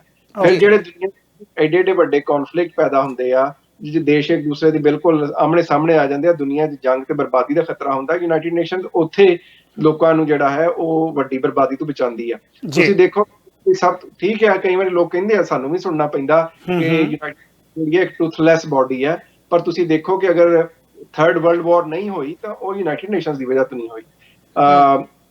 ਜਿਸ ਤਰ੍ਹਾਂ ਦੁਨੀਆ ਦੇ ਵਿੱਚ ਹੁਣ ਦੁਨੀਆ ਫਿਰ ਤੋਂ ਬਾਈਪੋਲਰ ਹੋ ਰਹੀ ਆ, ਅਮਰੀਕਾ ਤੇ ਚੀਨ ਇੱਕ ਦੂਸਰੇ ਦੀ ਅੱਖਾਂ 'ਚ ਅੱਖਾਂ ਪਾਈ ਬੈਠੇ ਆ, ਔਰ ਸਾਊਥ ਏਸ਼ੀਅਨ ਰੀਜਨ ਦੀ ਜਿਸ ਤਰ੍ਹਾਂ ਸਿਚੁਏਸ਼ਨ ਬਣ ਰਹੀ ਆ, ਜੇ ਯੂਨਾਈਟਿਡ ਨੇਸ਼ਨਸ ਨਾ ਹੋਵੇ ਤਾਂ ਦੁਨੀਆ 'ਚ ਕਈ ਵਾਰੀ ਇਸ ਤਰ੍ਹਾਂ ਉਜੜ ਜਾਂਦੀ। ਸੋ ਜੀ ਟਰੰਪ ਜੀ ਟਰੰਪ ਸਾਹਿਬ ਦਾ ਇਨਫਲੂਐਂਸ ਉਸ ਤਰ੍ਹਾਂ ਦਾ ਨਹੀਂ ਹੈ ਜਿੱਦਾਂ ਦਾ ਲੋਕ ਸਮਝਦੇ ਆ, ਔਰ ਟਰੰਪ ਸਾਹਿਬ ਦੇ ਜ਼ਮਾਨੇ 'ਚ ਯੂਐਨ ਤੇ ਟਰੰਪ ਸਾਹਿਬ ਦੇ ਕੋਈ ਏਡੇ ਚੰਗੇ ਸੰਬੰਧ ਨਹੀਂ ਰਹੇ। ਓਕੇ, ਇਹਦੇ ਨਾਲ ਲੱਗਦਾ ਸਵਾਲ, ਜਿਹੜੇ ਮੁਲਕ ਤੁਸੀਂ ਜ਼ਿਕਰ ਕੀਤਾ ਤਕਰੀਬਨ 193 ਮੁਲਕ ਨੇ ਜਿਹੜੇ ਯੂਨਾਈਟਿਡ ਨੇਸ਼ਨ ਦੇ ਇਹਦੇ ਬਕਾਇਦਾ ਮੈਂਬਰ ਨੇ, ਕੁਝ ਤੁਸੀਂ ਪਰਮਾਨੈਂਟ ਮੈਂਬਰ ਦਾ ਵੀ ਜ਼ਿਕਰ ਕੀਤਾ ਕਿ ਇਹਨਾਂ ਮੈਂਬਰਾਂ ਤੋਂ ਇਲਾਵਾ ਹੋਰ ਕੋਈ ਮੁਲਕ ਕੋਈ ਇਸ ਤਰ੍ਹਾਂ ਦੀ ਕੋਤਾਹੀ ਕਰਦਾ ਹੈ ਉਹਨਾਂ ਦੇ ਉੱਤੇ ਰਿਪੋਰਟਸ ਲਿਖਣ ਦੇ ਲਈ ਜਾਂ ਨੋਟਿਸ ਲੈਣ ਦੇ ਲਈ ਯੂਨਾਈਟਿਡ ਨੇਸ਼ਨ ਕੁਝ ਕਰਦੀ ਹੈ ਜਿਹੜੇ ਮੈਂਬਰ ਵੀ ਨਹੀਂ ਹਨ? ਨਹੀਂ ਦੇਖੋ, ਇਹ ਇਸ ਵੇਲੇ ਸਾਰੇ ਦੇ ਸਾਰੇ ਹੀ ਜਿੰਨੇ ਦੁਨੀਆ ਦੇਸ਼ ਨੇ, ਕੋਈ ਵੀ ਦੁਨੀਆ ਦਾ ਦੇਸ਼ ਐਸਾ ਨਹੀਂ ਹੈ ਜਿਹੜਾ ਮੈਂਬਰ ਨਾ ਹੋਵੇ, ਸਾਰੇ ਦੇ ਸਾਰੇ ਮੈਂਬਰ ਨੇ। ਔਰ ਫਿਰ ਯੂਨਾਈਟਿਡ ਨੇਸ਼ਨਸ ਜਿਹੜੀ ਆ ਉਹਦੇ ਜਿਹੜੇ ਕਨਵੈਂਟਸ ਨੇ ਸਿਵਲ ਲਿਬਰਟੀਜ਼ ਤੇ ਸਾਰਿਆਂ ਨੂੰ ਇੰਡੋਰਸ ਕਰਨੇ ਪੈਂਦੇ ਆ। ਜਦੋਂ ਇੱਕ ਭਾਰਤ ਔਰ ਹੋਰ ਕੁਝ ਮੁਲਕ ਨੇ ਜਿਨ੍ਹਾਂ ਨੇ ਕੁਝ ਕਨਵੈਂਟਸ ਨੂੰ ਹਜੇ ਤੱਕ ਸਾਈਨ ਨਹੀਂ ਕੀਤਾ, ਜਿਸ ਤਰ੍ਹਾਂ ਜਿਹੜਾ United Nations the ਕਨਵੈਂਟ on genocide ਆ ਜਾਂ ਨਸਲਕੁਸ਼ੀ ਦਾ ਕਨਵੈਂਟ ਆ, ਭਾਰਤ ਨੇ ਅੱਜ ਤੱਕ ਉਹਨੂੰ ਐਕਸੈਪਟ ਨਹੀਂ ਕੀਤਾ, ਉੱਤੇ ਹੁਣ ਤੱਕ ਜਮ੍ਹਾਂ ਕਰਾਈਆਂ ਹੋਈਆਂ। ਉਹਦੇ ਉੱਤੇ ਵੀ ਕਾਫੀ ਵਾਰੀ ਪ੍ਰੈਸ਼ਰ ਪਾਇਆ ਜਾਂਦਾ ਕਿ ਇਹਨੂੰ ਪੂਰੀ ਤਰ੍ਹਾਂ ਤੁਸੀਂ ਲਾਗੂ ਕਰੋ।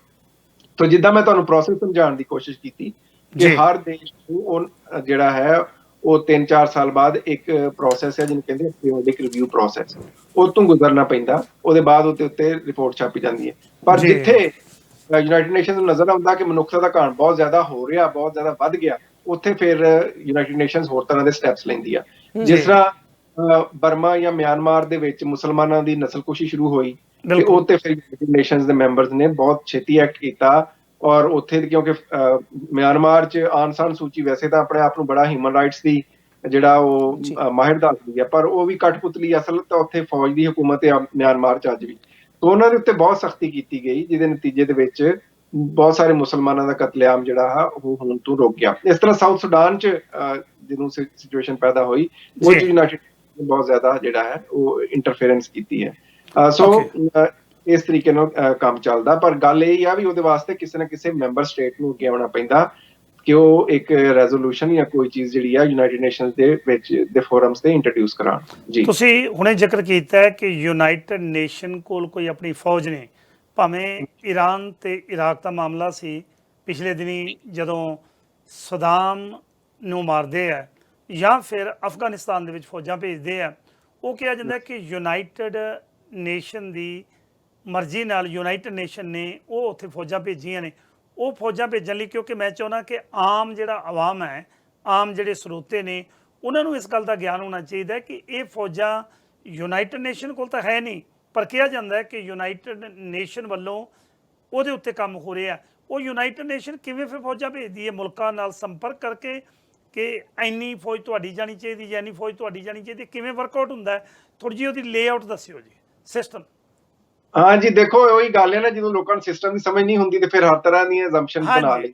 ਕਿਉਂਕਿ ਮੈਨੂੰ ਮੈਸੇਜ ਆਇਆ, ਮੈਸੇਜ ਕਰਕੇ ਤੁਹਾਨੂੰ ਦੇਖ ਰਿਹਾ ਸੀ ਫੋਨ ਦੇ ਉੱਤੇ, ਕਹਿੰਦੇ ਇਹਨਾਂ ਨੂੰ ਪੁੱਛਿਆ ਵੀ ਕਿਵੇਂ ਸਿਸਟਮ ਕੰਮ ਕਰਦਾ ਹੈ। ਇਰਾਕ ਔਰ ਅਫਗਾਨਿਸਤਾਨ 'ਚ ਯੂਨਾਈਟਿਡ ਨੇਸ਼ਨਸ ਨੇ ਕੋਈ ਫੌਜਾਂ ਨਹੀਂ ਘੱਲੀਆਂ। ਓਕੇ, ਯੂਨਾਈਟਿਡ ਨੇਸ਼ਨਸ ਦੀ ਜਿਹੜੀ ਸਿਕਿਉਰਿਟੀ ਕਾਉਂਸਲ ਆ, ਜਿਹੜੀ ਫੈਸਲੇ ਕਰਦੀ ਹੈ ਕਿਸੇ ਮੁਲਕ 'ਚ ਫੌਜਾਂ ਘੱਲਣੀਆਂ ਜਾਂ ਨਹੀਂ, ਉਹਦੇ 'ਚ ਜਦ ਇਰਾਕ ਤੇ ਵੀ ਗੱਲ ਹੋਈ ਸੀ ਤੇ ਉੱਥੇ ਯੂਨਾਈਟਿਡ ਨੇਸ਼ਨਸ ਨੇ ਇਹਨੂੰ ਇੰਡੋਰਸ ਨਹੀਂ ਸੀ ਕੀਤਾ ਵੀ ਤੁਸੀਂ ਇਰਾਕ 'ਚ ਫੌਜਾਂ ਘੱਲ ਦਿਓ, ਬਲਕਿ ਉੱਥੇ ਕਿਹਾ ਸੀ ਤੁਸੀਂ ਇੱਥੇ ਮਜ਼ੀਦ ਇਨਕੁਆਇਰੀ ਕਰੋ ਕਿ ਉੱਥੇ ਵੈਪਨਸ ਆਫ ਮੈਸ ਡਿਸਟਰਕਸ਼ਨ ਹੈਗੇ ਆ ਕਿ ਨਹੀਂ ਹੈਗੇ। ਇਸੇ ਤਰ੍ਹਾਂ ਹੀ ਅਫਗਾਨਿਸਤਾਨ ਦੀ ਸਿਚੁਏਸ਼ਨ ਸੀ। ਅਫਗਾਨਿਸਤਾਨ, ਇਰਾਕ ਦੋਵਾਂ ਦੇ ਵਿੱਚ ਯੂਨਾਈਟਿਡ ਨੇਸ਼ਨਸ ਦੀਆਂ ਫੌਜਾਂ ਨਹੀਂ ਗਈਆਂ, ਨਾ ਯੂਨਾਈਟਿਡ ਨੇਸ਼ਨ ਨੇ ਕਿਹਾ ਵੀ ਉੱਥੇ ਜਾ ਕੇ ਬੰਬ ਸੁੱਟਣੇ ਸ਼ੁਰੂ ਕਰ ਦਿਓ, ਉੱਥੇ ਗਈਆਂ ਨੇਟੋ ਦੀਆਂ ਫੌਜਾਂ। ਨੇਟੋ ਜੀ, ਵੀਰ ਬਲਜੀਤ ਸਿੰਘ ਜੀ ਉਹਨਾਂ ਨੇ ਸਪੈਸ਼ਲੀ ਮੈਨੂੰ ਸੁਨੇਹਾ ਘੱਲਿਆ, ਮੈਂ ਉਹਨਾਂ ਨੂੰ ਦੱਸ ਦਿਆਂ ਕਿ ਨੇਟੋ ਦੀਆਂ ਫੌਜਾਂ ਸੀ, ਨਾ ਕਿ ਯੂਨਾਈਟਿਡ ਨੇਸ਼ਨ ਦੀ। ਹਾਂਜੀ, ਯੂਨਾਈਟਿਡ ਨੇਸ਼ਨ ਦੀ ਆਪਣੀ ਕੋਈ ਫੌਜ ਨਹੀਂ ਹੈਗੀ। ਯੂਨਾਈਟਿਡ ਨੇਸ਼ਨ ਫੌਜ ਜਦੋਂ ਘੱਲਦੀ ਆ ਮੁਖਤਲਿਫ ਦੇਸ਼ਾਂ ਦੀ, ਤੇ ਉਹ ਪੀਸ ਕੀਪਿੰਗ ਮਿਸ਼ਨ ਲਈ ਘੱਲਦੀ ਆ ਕਿ ਉੱਥੇ ਅਮਨ ਨੂੰ ਕਿਸ ਤਰ੍ਹਾਂ ਬਰਕਰਾਰ ਰੱਖਣਾ। ਜਿਸ ਤਰ੍ਹਾਂ ਉੱਥੇ ਅਫਗਾਨਿਸਤਾਨ ਜਾਂ ਹੁਣ ਤੁਸੀਂ ਦੇਖ ਲਓ, ਜਿਸ ਤਰ੍ਹਾਂ ਇਰਾਕ ਦੇ ਵਿੱਚ ਜਿਹੜਾ ਆਈਸਿਸ ਨੇ, ਸੋ ਕਾਲਡ ਇਸਲਾਮਿਕ ਸਟੇਟ ਨੇ ਘੱਟ ਗਿਣਤੀਆਂ ਦਾ ਘਾਣ ਕੀਤਾ ਹੈ, ਕਤਲੇਆਮ ਕੀਤਾ ਯਜ਼ੀਦੀਆਂ ਦਾ, ਈਸਾਈਆਂ ਦਾ, ਸ਼ੀਆ ਮੁਸਲਮਾਨਾਂ ਦਾ, ਉੱਥੇ ਯੂਨਾਈਟਿਡ ਨੇਸ਼ਨ ਨੇ ਪੀਸ ਕੀਪਿੰਗ ਫੌਜਾਂ ਘੱਲੀਆਂ ਕਿ ਇਹਨਾਂ ਘੱਟ ਗਿਣਤੀ ਨੂੰ ਰੋਕਿਆ ਜਾ ਸਕੇ, ਜਿਹੜੀ ਉੱਥੇ ਸੋ ਕਾਲਡ ਇਸਲਾਮਿਕ ਸਟੇਟ ਜਿਹੜਾ ਹੈ ਉਹ ਲੋਕਾਂ ਨੂੰ ਕਤਲ ਕਰ ਰਹੀ ਆ। ਉਹਦੇ 'ਚ ਪੀਸ ਯੂਨਾਈਟਿਡ ਨੇਸ਼ਨ ਹਮੇਸ਼ਾ ਪੀਸ ਕੀਪਿੰਗ ਮਿਸ਼ਨ ਘੱਲਦੀ ਆ। ਇਹ ਜਿਹੜੀਆਂ ਫੌਜਾਂ ਗਈਆਂ ਨੇਟੋ ਦੀਆਂ ਗਈਆਂ, ਜਿਸ 'ਚ ਅਮਰੀਕਾ ਤੇ ਯੂਕੇ ਉਸ ਵੇਲੇ ਲੀਡ ਲੈ ਰਹੇ ਸਨ। ਬਾਅਦ ਜਦੋਂ ਇਰਾਕ ਵਾਰ ਇਨਕੁਆਇਰੀ ਹੋਈ ਆ ਤਾਂ ਉਹ 'ਚ ਵੀ ਇਹ ਗੱਲ ਸਪਸ਼ਟ ਹੋ ਗਈ ਕਿ ਅਸਲ 'ਚ ਉਸ ਵਕਤ ਦਾ ਜਿਹੜਾ ਬਰਤਾਨੀਆ ਜਿਹਦਾ ਮੈਂ ਸ਼ਹਿਰੀ ਹਾਂ, ਉੱਥੇ ਦੇ ਪ੍ਰਧਾਨ ਮੰਤਰੀ ਟੋਨੀ ਬਲੇਅਰ ਨੇ ਬ੍ਰਿਟਿਸ਼ ਪਾਰਲੀਮੈਂਟ ਨੂੰ ਵੀ ਬੇਵਕੂਫ ਬਣਾਇਆ ਔਰ ਅਮਰੀਕਾ ਨੂੰ ਵੀ ਬੇਵਕੂਫ ਬਣਾਇਆ, ਇਹ ਕਹਿ ਕੇ ਕਿ ਇਰਾਕ 'ਚ ਵੈਪਨ ਆਫ ਮੈਸ ਡਿਸਟਰਕਸ਼ਨ ਹੈ ਜਿਹੜੇ ਸਾਬਤ ਨਹੀਂ ਹੋ ਸਕੇ। ਬਿਲਕੁਲ। ਔਰ ਯੂਨਾਈਟਿਡ ਨੇਸ਼ਨ ਸਿਕਿਉਰਿਟੀ ਕਾਉਂਸਲ ਨੇ ਕਦੇ ਉਹਦੀ ਇਜਾਜ਼ਤ ਨਹੀਂ ਦਿੱਤੀ। ਪਰ ਗੱਲ ਉਹੀ ਹੈ ਨਾ ਕਿ ਡਾਢੇ ਦਾ ਸੱਤੀ ਨਹੀਂ 100 ਵਾਲੀ ਗੱਲ ਆ ਕਿ ਜਿਹਨੂੰ UN ਨੇ ਮਨਾ ਵੀ ਕਰ ਦਿੱਤਾ, ਇਹਨਾਂ ਨੇ ਕਿਹਾ ਜੀ ਸਾਡੀਆਂ ਆਪਣੀਆਂ ਫੌਜਾਂ ਨੇਟੋ ਦੇ ਫੈਸਲੇ ਤੇ ਤੁਸੀਂ ਤਾਂ ਰੋਕ ਨਹੀਂ ਲਾ ਸਕਦੇ। ਸੋ ਨੇਟੋ ਨੇ ਬਗੈਰ ਦੀ ਮਰਜ਼ੀ ਦੇ ਉੱਥੇ ਆਪਣੀਆਂ ਫੌਜਾਂ ਲਾਈਆਂ, ਜਿਹਦੀ ਵਜ੍ਹਾ ਤੋਂ ਦੁਨੀਆ ਦਾ ਅਮਨ ਔਰ ਸਕੂਨ ਤਬਾਹ ਹੋ ਗਿਆ ਔਰ ਅੱਜ ਅਸੀਂ 20 ਸਾਲ ਬਾਅਦ ਵੀ ਉਹਦੇ ਨਤੀਜੇ ਭੁਗਤ ਰਹੇ ਹਾਂ। ਜੀ ਡਾਕਟਰ ਜੀ, ਮੈਂ ਹੁਣ 3 ਆਰਡੀਨੈਂਸ ਪਾਸ ਹੋਏ ਆ ਕਿਸਾਨਾਂ ਦੇ ਲਈ, ਇਹਦੇ ਕਰਕੇ ਕਿਸਾਨ ਸੜਕਾਂ ਤੇ ਉਤਰ ਆਏ ਆ, ਧਰਨੇ ਲੱਗੇ ਆ। ਹਰ ਕੋਈ ਪਾਰਟੀ ਆਉਂਦੀ ਆ, ਰਾਜਨੀਤਿਕ ਪਾਰਟੀਆਂ ਆਉਂਦੀਆਂ ਆ, ਆਪਣੇ ਆਪਣੇ ਹਿਸਾਬ ਦੇ ਨਾਲ ਉਹ ਆਪਣੇ ਆਪਣੇ ਹਿਸਾਬ ਨਾਲ ਉਹਨਾਂ ਨੂੰ ਕਹਿ ਲਓ ਕਿ ਇੱਕ ਲੋਲੀਪੌਪ ਦੇ ਕੇ ਚਲੇ ਜਾਂਦੇ ਆ, ਆਪਣੀਆਂ ਵੋਟਾਂ ਹੀ ਇਕੱਠੀਆਂ ਕਰ ਰਹੇ ਹੈਗੇ ਆ ਕਿਸਾਨਾਂ ਲਈ, ਕਰ ਕੋਈ ਕੁਛ ਨਹੀਂ ਰਿਹਾ। ਤੁਹਾਨੂੰ ਕੀ ਲੱਗਦਾ ਕਿ ਕਿਹੜਾ ਅਜਿਹਾ ਕਦਮ ਚੁੱਕਣਾ ਚਾਹੀਦਾ ਕਿ ਉਹ ਆਪਣੇ ਹੱਕਾਂ ਦਾ ਜਿਹੜਾ ਰਾਖਵਾਂ ਮੁੱਲ ਲੈ ਸਕਣ, ਉਹਨਾਂ ਦੇ ਹੱਕ ਉਹਨਾਂ ਨੂੰ ਮਿਲ ਸਕਣ? ਕੀ ਕਰਨਾ ਚਾਹੀਦਾ? ਸਿੰਪਲ ਤਰੀਕੇ ਨਾਲ ਤੁਸੀਂ ਸਮਝਾਓ, ਕਿਉਂਕਿ ਬੜੇ ਭੋਲੇ ਨੇ ਕਿਸਾਨ, ਜਥੇਬੰਦੀਆਂ ਬਹੁਤ ਆ, ਉਹਨਾਂ ਦੇ ਜਿਹੜੇ ਪ੍ਰਧਾਨ ਆ ਬੜੇ ਸੁਲਝੇ ਹੋਏ ਇਨਸਾਨ ਆ, ਪਰ ਫਿਰ ਵੀ ਰਾਜਨੀਤਿਕ ਪਾਰਟੀਆਂ ਉਹਨਾਂ ਨੂੰ ਕਿਸੇ ਨਾ ਕਿਸੇ ਤਰ੍ਹਾਂ ਭੰਬਲ ਭੂਸੇ 'ਚ ਪਾਈ ਬੈਠੀਆਂ। ਉਹਨਾਂ ਨੂੰ ਸੱਚ ਦੱਸੋ ਖੋਲ ਕੇ ਕਿ ਉਹਨਾਂ ਨੂੰ ਕੀ ਕਰਨਾ ਚਾਹੀਦਾ। ਜੀ ਦੇਖੋ ਭੈਣ ਜੀ, ਮੈਂ ਜਿਹੜਾ ਪੰਜਾਬ ਦੀ ਸਿਆਸਤ ਨੂੰ ਵੇਖਣਾ, ਖਾਸ ਤੌਰ ਤੇ ਜਿਹੜਾ ਚੜ੍ਹਦਾ ਪੰਜਾਬ ਹੈ ਉੱਥੇ ਦੀ ਨੂੰ, ਤੇ ਉਹ 'ਚ ਕੋਈ ਵੀ ਵਿਸ਼ਾ ਹੋਵੇ ਜਿਹੜਾ ਆਮ ਲੋਕਾਈ ਦਾ ਵਿਸ਼ਾ ਹੋਵੇ ਜਾਂ ਲੋਕ ਲਹਿਰ ਹੋਵੇ, ਜਦੋਂ ਲਹਿਰ ਬਣਦੀ ਹੈ ਤੇ ਉਹ 'ਚ ਲੋਕਾਂ 'ਚ ਰੋਸ ਵੀ ਬਹੁਤ ਹੁੰਦਾ, ਉਤਸ਼ਾਹ ਵੀ ਬਹੁਤ ਹੁੰਦਾ, ਪਰ ਪੋਲੀਟੀਕਲ ਵਿਜ਼ਡਮ ਨਹੀਂ ਹੁੰਦੀ। ਤੇ ਸਰਕਾਰਾਂ ਜਿਹੜੀਆਂ ਬਹੁਤ ਚਲਾਕ ਆ, ਉਹਨਾਂ ਕੋਲ ਬਹੁਤ ਸਾਰੇ ਸਾਧਨ ਆ, ਉਹ ਹਰ ਲੋਕ ਲਹਿਰ ਨੂੰ ਕਿਸੇ ਨਾ ਕਿਸੇ ਤਰੀਕੇ ਨਾਲ ਦਬਾ ਦਿੰਦੀਆਂ, ਉਹਨੂੰ ਡਿਫਿਊਜ਼ ਕਰ ਦਿੰਦੀਆਂ। ਸੋ ਇਸ ਵਕਤ ਜਿਹੜੀ ਲੋਕ ਲਹਿਰ ਬਣੀ ਹੈ, ਮੈਨੂੰ ਉਹ ਦੇਖ ਕੇ ਬਹੁਤ ਖੁਸ਼ੀ ਹੈ ਕਿ ਉਹਦੇ 'ਚ ਕੋਈ ਧਾਰਮਿਕ ਪੱਖ ਨਹੀਂ ਹੈਗਾ। ਕਈ ਲੋਕ ਇਹਨੂੰ ਇਦਾਂ ਦਿਖਾ ਰਹੇ ਹੋ ਜਿਸ ਤਰ੍ਹਾਂ ਜਿਹੜੀ ਕਿਸਾਨੀ ਦੀ ਇਹ ਸਿੱਖਾਂ ਦੀ ਲਹਿਰ ਹੋਵੇ, ਹੈ ਨਹੀਂ। ਉਹਦੇ 'ਚ ਸਿੱਖ ਕਿਸਾਨ ਜ਼ਰੂਰ ਸ਼ਾਮਲ ਹੈ, ਪਰ ਉਹ 'ਚ ਹਿੰਦੂ ਕਿਸਾਨ ਵੀ ਸ਼ਾਮਲ ਹੈ, ਉਹਦੇ 'ਚ ਦਲਿਤ ਵੀ ਸ਼ਾਮਲ ਹੈ, ਉਹਦੇ 'ਚ ਹਰ ਉਹ ਕਿਸਾਨ ਸ਼ਾਮਲ ਹੈ ਜਿਹਨੇ ਇਫੈਕਟ ਹੋਣਾ। ਪਹਿਲੀ ਗੱਲ ਤੇ ਇਹ ਹੈ ਕਿ ਆਪਾਂ ਇਸ ਲਹਿਰ ਨੂੰ ਧਾਰਮਿਕ ਲਹਿਰ ਦੇ ਨਾਲ ਜੋੜਨ ਦੀ ਕੋਸ਼ਿਸ਼ ਨਾ ਕਰੀਏ ਤੇ ਇਹ ਨਾ ਦਿਖਾਈਏ ਵੀ ਸਿਰਫ ਇੱਕ, ਔਰ ਦੂਸਰਾ ਇਹਨੂੰ ਸਿਰਫ ਪੰਜਾਬ ਦੀ ਲਹਿਰ ਨਾ ਸਮਝੀਏ।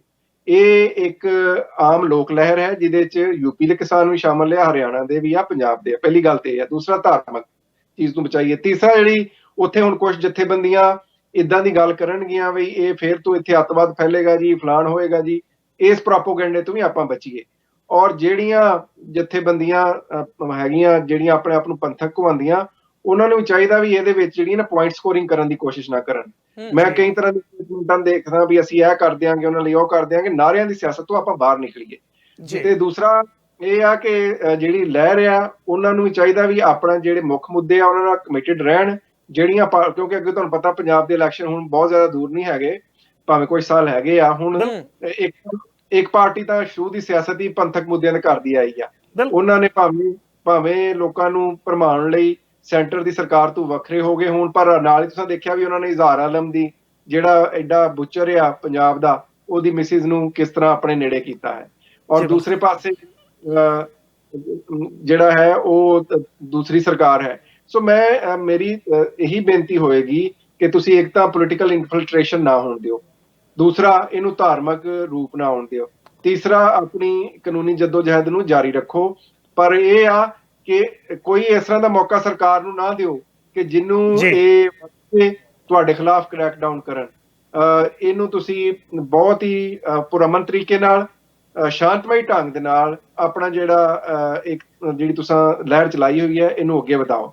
ਔਰ ਸਰਕਾਰੀ ਪਾਰਟੀਆਂ ਤੋਂ ਬਚ ਕੇ ਰਹੋ, ਕਿਉਂਕਿ ਇਹ ਜਿਹੜੇ ਰਾਜ ਕਰਨ ਵਾਲੇ ਹੋਣ, ਭਾਵੇਂ ਆਪੋਜੀਸ਼ਨ 'ਚ ਬੈਠੇ ਹੋਣ, ਇਹਨਾਂ ਸਾਰਿਆਂ ਦੇ ਸਵਾਰਥ ਇੱਕ ਦੂਸਰੇ ਨਾਲ ਜੁੜੇ ਹੋਏ ਆ ਔਰ ਇਹ ਅੰਦਰੋਂ ਇੱਕੋ ਕੋਸ਼ੀ ਆ। ਇਹ ਆਪਣੀਆਂ ਵਾਰੀਆਂ ਵਿੱਚ ਬੈਠੇ ਆ, ਇਹਨਾਂ ਨੇ ਤੁਹਾਡੇ ਹੱਕਾਂ ਦੀ ਗੱਲ ਨਹੀਂ ਕਰਨੀ, ਤੁਹਾਨੂੰ ਆਪਣਾ ਰਾਹ ਆਪ ਹੀ ਲੱਭਣਾ ਪੈਣਾ। ਬਿਲਕੁਲ ਜੀ। ਜਿਹੜੀ ਖਾਸ ਗੱਲ ਹੈ, ਸਾਡੇ ਜਿਹੜੇ ਦਰਸ਼ਕ ਨੇ, ਮੈਂ ਉਹਨਾਂ ਨੂੰ ਬੇਨਤੀ ਕਰਾਂ, ਜਦੋਂ ਟਾਕ ਸ਼ੋ ਚੱਲ ਰਿਹਾ ਹੁੰਦਾ ਉਦੋਂ ਕਿਰਪਾ ਕਰਕੇ ਸੁਨੇਹਾ ਜਿਹੜਾ WhatsApp ਤੇ ਮੈਸੇਂਜਰ ਤੇ ਭੇਜਣ ਦਾ ਯਤਨ ਨਾ ਕਰਿਆ ਕਰੋ, ਬਲਕਿ ਜਿਹੜਾ ਨੰਬਰ ਸਕਰੀਨ ਦੇ ਉੱਤੇ ਆ ਰਿਹਾ ਤੁਸੀਂ ਲਾਈਵ ਕਾਲ ਕਰਕੇ ਪ੍ਰੋਗਰਾਮ ਦੇ ਵਿੱਚ ਤੁਸੀਂ ਸ਼ਾਮਲ ਵੀ ਹੋ ਸਕਦੇ ਹੋ। ਤਕਰੀਬਨ 10 ਮਿੰਟ ਬਾਕੀ ਨੇ, ਤੁਸੀਂ ਆਪ ਵੀ ਸ਼ਾਮਲ ਹੋ ਸਕਦੇ ਹੋ। ਡਾਕਟਰ ਚੀਮਾ ਜੀ, ਇੱਕ ਸਵਾਲ, ਕਿਉਂਕਿ ਇੰਟਰਨੈਸ਼ਨਲ ਹਿਊਮਨ ਰਾਈਟਸ ਦੀ ਤੁਸੀਂ ਗੱਲਬਾਤ ਕੀਤੀ ਹੈ। ਜੇ ਆਪਾਂ ਗੱਲਬਾਤ ਕਰੀਏ ਕਿ ਹਿਊਮਨ ਰਾਈਟਸ ਦੀ ਵਾਇਲੇਸ਼ਨ ਉਲੰਘਣਾ ਜਿੱਥੇ ਜਿੱਥੇ ਜਿਹੜੇ ਮੁਲਕਾਂ ਦੇ ਵਿੱਚ ਹੋ ਰਹੀ ਹੈ, ਯੂਨਾਈਟਿਡ ਨੇਸ਼ਨ ਉੱਤੇ ਐਕਸ਼ਨ ਲੈਂਦਾ ਹੈ। ਖਾਸ ਕਰਕੇ ਤੁਸੀਂ ਜੈਨੋਸਾਈਡ ਦੀ ਗੱਲਬਾਤ ਕੀਤੀ ਹੈ, ਕਿਉਂਕਿ ਤੁਹਾਡੀ ਐਕਸਪਰਟੀ ਹੈ, ਤੁਹਾਡੀ ਮੁਹਾਰਤ ਹੈ, ਤੁਹਾਡੀ ਜਿਹੜੀ ਐਜੂਕੇਸ਼ਨ ਹੈ, ਤੁਹਾਡੇ ਰਿਸਰਚ ਪੇਪਰ ਨੇ, ਉਹ ਸਾਰਾ ਕੁਝ ਦੱਸਦੇ ਨੇ। ਇਹਦੇ ਵਿੱਚ ਇਸ ਵੇਲੇ ਦੁਨੀਆ ਭਰ ਦੇ ਵਿੱਚ ਜੇ ਆਪਾਂ 5 ਜਾਂ 10 ਮੁਲਕਾਂ ਨੂੰ ਟੌਪ ਦੇ ਵਿੱਚ ਗਿਣਨਾ ਹੋਵੇ, ਕਿਹੜੇ ਉਹ ਮੁਲਕ ਨੇ ਜਿੱਥੇ ਸਭ ਤੋਂ ਵੱਧ ਹਿਊਮਨ ਰਾਈਟਸ ਦੀ ਉਲੰਘਣਾ ਹੋ ਰਹੀ ਹੈ ਜੀ?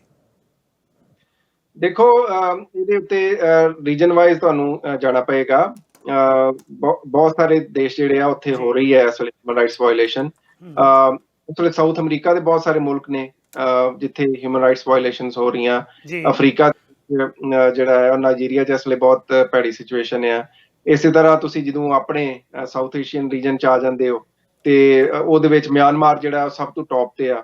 ਫਿਰ ਚਾਈਨਾ ਦੇ ਵਿੱਚ ਜਿਹੜਾ ਯੂਗਰ ਮੁਸਲਿਮਸ ਆ, ਉਹਨਾਂ ਨੂੰ ਕੈਂਪਸ 'ਚ ਰੱਖਿਆ ਹੋਇਆ, ਉਹਨਾਂ ਨੂੰ ਉੱਥੇ ਜਿਹੜਾ ਹੈ ਉਹ ਸੂਰ ਖਾਣ ਤੇ ਮਜਬੂਰ ਕੀਤਾ ਜਾ ਰਿਹਾ।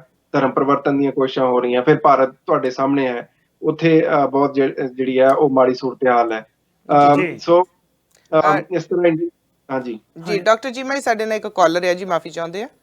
ਸਵਾਗਤ ਹੈ ਜੀ ਤੁਹਾਡਾ ਸਾਂਝਾ ਟੀਵੀ ਤੇ। ਸਤਿ ਸ਼੍ਰੀ ਅਕਾਲ ਜੀ। ਮਾਫ ਕਰਨਾ, ਤੁਹਾਡੀ ਆਵਾਜ਼ ਨਹੀਂ ਜੀ ਸਾਡੇ ਤੱਕ ਆ ਰਹੀ। ਜੁਗਰਾਜ ਸਿੰਘ ਪੱਤਰਕਾਰ ਸਾਡੇ ਨਾਲ ਸੀ USA ਤੋਂ। ਪਰ ਡਾਕਟਰ ਸਾਹਿਬ ਤੁਸੀਂ ਆਪਣੀ ਗੱਲ ਕੰਟੀਨਿਊ ਰੱਖੋ, ਤੁਹਾਡੇ ਕੋਲ ਬਹੁਤ ਥੋੜਾ ਸਮਾਂ ਆ। ਸੋ ਇਸੇ ਤਰ੍ਹਾਂ ਜਿਹੜਾ ਹੈ ਉਹ ਮੁਖਤਲਿਫ ਦੇਸ਼ਾਂ 'ਚ ਜਿਹੜਾ ਹੈ ਉਲੰਘਣਾ ਹੋ ਰਹੀ ਹੈ ਹਿਊਮਨ ਰਾਈਟਸ ਦੀ। ਪਰ ਗੱਲ ਸੋਚਣ ਦੀ ਇਹ ਹੈ, ਮੈਂ ਹਮੇਸ਼ਾ ਲੋਕਾਂ ਨੂੰ ਇਹ ਕਹਿਣਾ ਕਿ ਜਿੱਥੇ ਹਿਊਮਨ ਰਾਈਟਸ ਦੀ ਉਲੰਘਣਾ ਹੋਵੇ ਉੱਥੇ ਕਿਸੇ ਵੀ ਧਰਮ ਨੂੰ ਤੁਸੀਂ ਬਲੇਮ ਨਹੀਂ ਕਰ ਸਕਦੇ। ਅਸਲ 'ਚ ਤੇ ਬਲੇਮ ਕਰਨਾ ਚਾਹੀਦਾ ਉੱਥੇ ਦੀਆਂ ਸਰਕਾਰਾਂ ਨੂੰ, ਭਾਵੇਂ ਉਹ ਮੁਸਲਮਾਨ ਕਿਸੇ ਦੇਸ਼ ਦੀ ਸਰਕਾਰ ਹੋਵੇ, ਭਾਵੇਂ ਉਹ ਕਮਿਊਨਿਸਟ ਪਾਰਟੀ ਦੀ ਸਰਕਾਰ ਹੋਵੇ ਜਿਸ ਤਰ੍ਹਾਂ ਚਾਈਨਾ 'ਚ ਆ, ਭਾਵੇਂ ਉੱਥੇ ਹਿੰਦੂਤਵਾਦੀ ਸਰਕਾਰ ਹੋਵੇ ਜਿਸ ਤਰ੍ਹਾਂ ਦੀ ਭਾਰਤ 'ਚ ਆ। ਮਨੁੱਖਤਾ ਦਾ ਘਾਣ ਕੋਈ ਵੀ ਜਿਹੜਾ ਹੈ ਉਹ ਧਰਮ ਦੀ ਨਹੀਂ ਹੈਗੀ, ਕਿਸੇ ਧਰਮ 'ਚ ਨਹੀਂ ਹੈਗਾ ਕਿ ਤੁਸੀਂ ਮਨੁੱਖਤਾ ਕਰੋ। ਪਰ ਲੋਕ ਕਈ ਵਾਰੀ ਧਰਮ ਨੂੰ ਆਪਣੇ ਨਿੱਜੀ ਜਿਹੜੇ ਆ ਸਵਾਰਥ ਵਾਸਤੇ ਵਰਤ ਕੇ ਨੂੰ ਜਜ਼ਬਾਤੀ। ਡਾਕਟਰ ਸਾਹਿਬ ਇੱਕ ਸੈਕਿੰਡ ਤੁਹਾਡੀ ਗੱਲ ਕੱਟਾਂਗੇ ਜੀ। ਸਵਾਗਤ ਹੈ ਜੀ ਤੁਹਾਡਾ ਸਾਂਝਾ ਟੀਵੀ ਤੇ। ਸਤਿ ਸ਼੍ਰੀ ਅਕਾਲ ਜੀ। ਹਾਂ, ਜੁਗਰਾਜ ਗਿੱਲ ਪੱਤਰਕਾਰ ਬੋਲਦਾ ਸਾਊਥ ਕੈਰੋਲੀਨਾ ਤੋਂ ਜੀ। ਡਾਕਟਰ ਸਾਹਿਬ ਨੂੰ ਪੁੱਛਣਾ ਚਾਹੁੰਦਾ, ਅਸੀਂ ਬੜੇ ਖੁਸ਼ ਹੋਏ ਸੀ, ਬੜੇ ਤਿਲੇ ਸੀ ਵੀ ਸਾਡੇ ਸਟੇਟ ਦੀ ਗਵਰਨਰ UNO 'ਚ ਐਂਬੈਸਡਰ ਬਣ ਕੇ ਨਿੱਕੀ ਹੈਲੀ, ਪਰ ਉਹਨਾਂ ਤੋਂ ਰਿਜ਼ਾਈਨ ਲਿਆ ਇਹਨਾਂ ਨੇ, ਟਰੰਪ ਨੇ। ਇਹਦੇ ਬਿਲਕੁਲ ਆਪਦੀ ਮੇਰਾ ਬੇਟੀ ਨੂੰ ਸੈੱਟ ਕਰਨ ਲਈ ਖੁੱਡੇ ਰਹਿਣ ਲਾਤਾ ਉਹਨਾਂ ਨੂੰ। ਤੇ ਉਹ ਜਦੋਂ ਦੇ ਉੱਥੇ ਗਏ ਨੇ ਉਹ ਕਿਸੇ ਦੀ ਫੋਨ ਕਾਲ ਹੀ ਨਹੀਂ ਚੁੱਕਦੇ। ਉਸ ਤੋਂ ਬਾਅਦ ਵੀ ਹੁਣ ਵੀ ਨਹੀਂ ਚੁੱਕ ਰਹੇ। ਤੇ ਕਿ ਇੰਨੀ ਟਾਈਟ ਸਿਕਿਉਰਿਟੀ ਹੁੰਦੀ UN 'ਚ, ਕੋਈ ਕਿਸੇ ਨਾਲ ਗੱਲ ਹੀ ਨਹੀਂ ਕਰ ਸਕਦਾ ਜੀ। ਬਿਲਕੁਲ ਜੀ, ਲੈਣੇ ਅਸੀਂ ਇਹਨਾਂ ਕੋਲੋਂ ਜਵਾਬ ਜੀ। ਥੈਂਕ ਯੂ ਤੁਹਾਡਾ ਜੁਗਰਾਜ ਜੀ, ਥੈਂਕ ਯੂ ਜੀ। ਹਾਂਜੀ ਡਾਕਟਰ ਸਾਹਿਬ ਜੀ, ਅਮਰੀਕਾ ਤੋਂ ਕਾਲ ਸੀਗੀ, ਵੀ ਦੱਸੋ ਵੀ ਉੱਥੇ ਫੋਨ ਕਾਲਸ ਲੈਣੀਆਂ ਅਲਾਉਡ ਨਹੀਂ ਗਈਆਂ ਜੀ UNO 'ਚ, ਇਹਦੇ ਬਾਰੇ ਦੱਸੋ।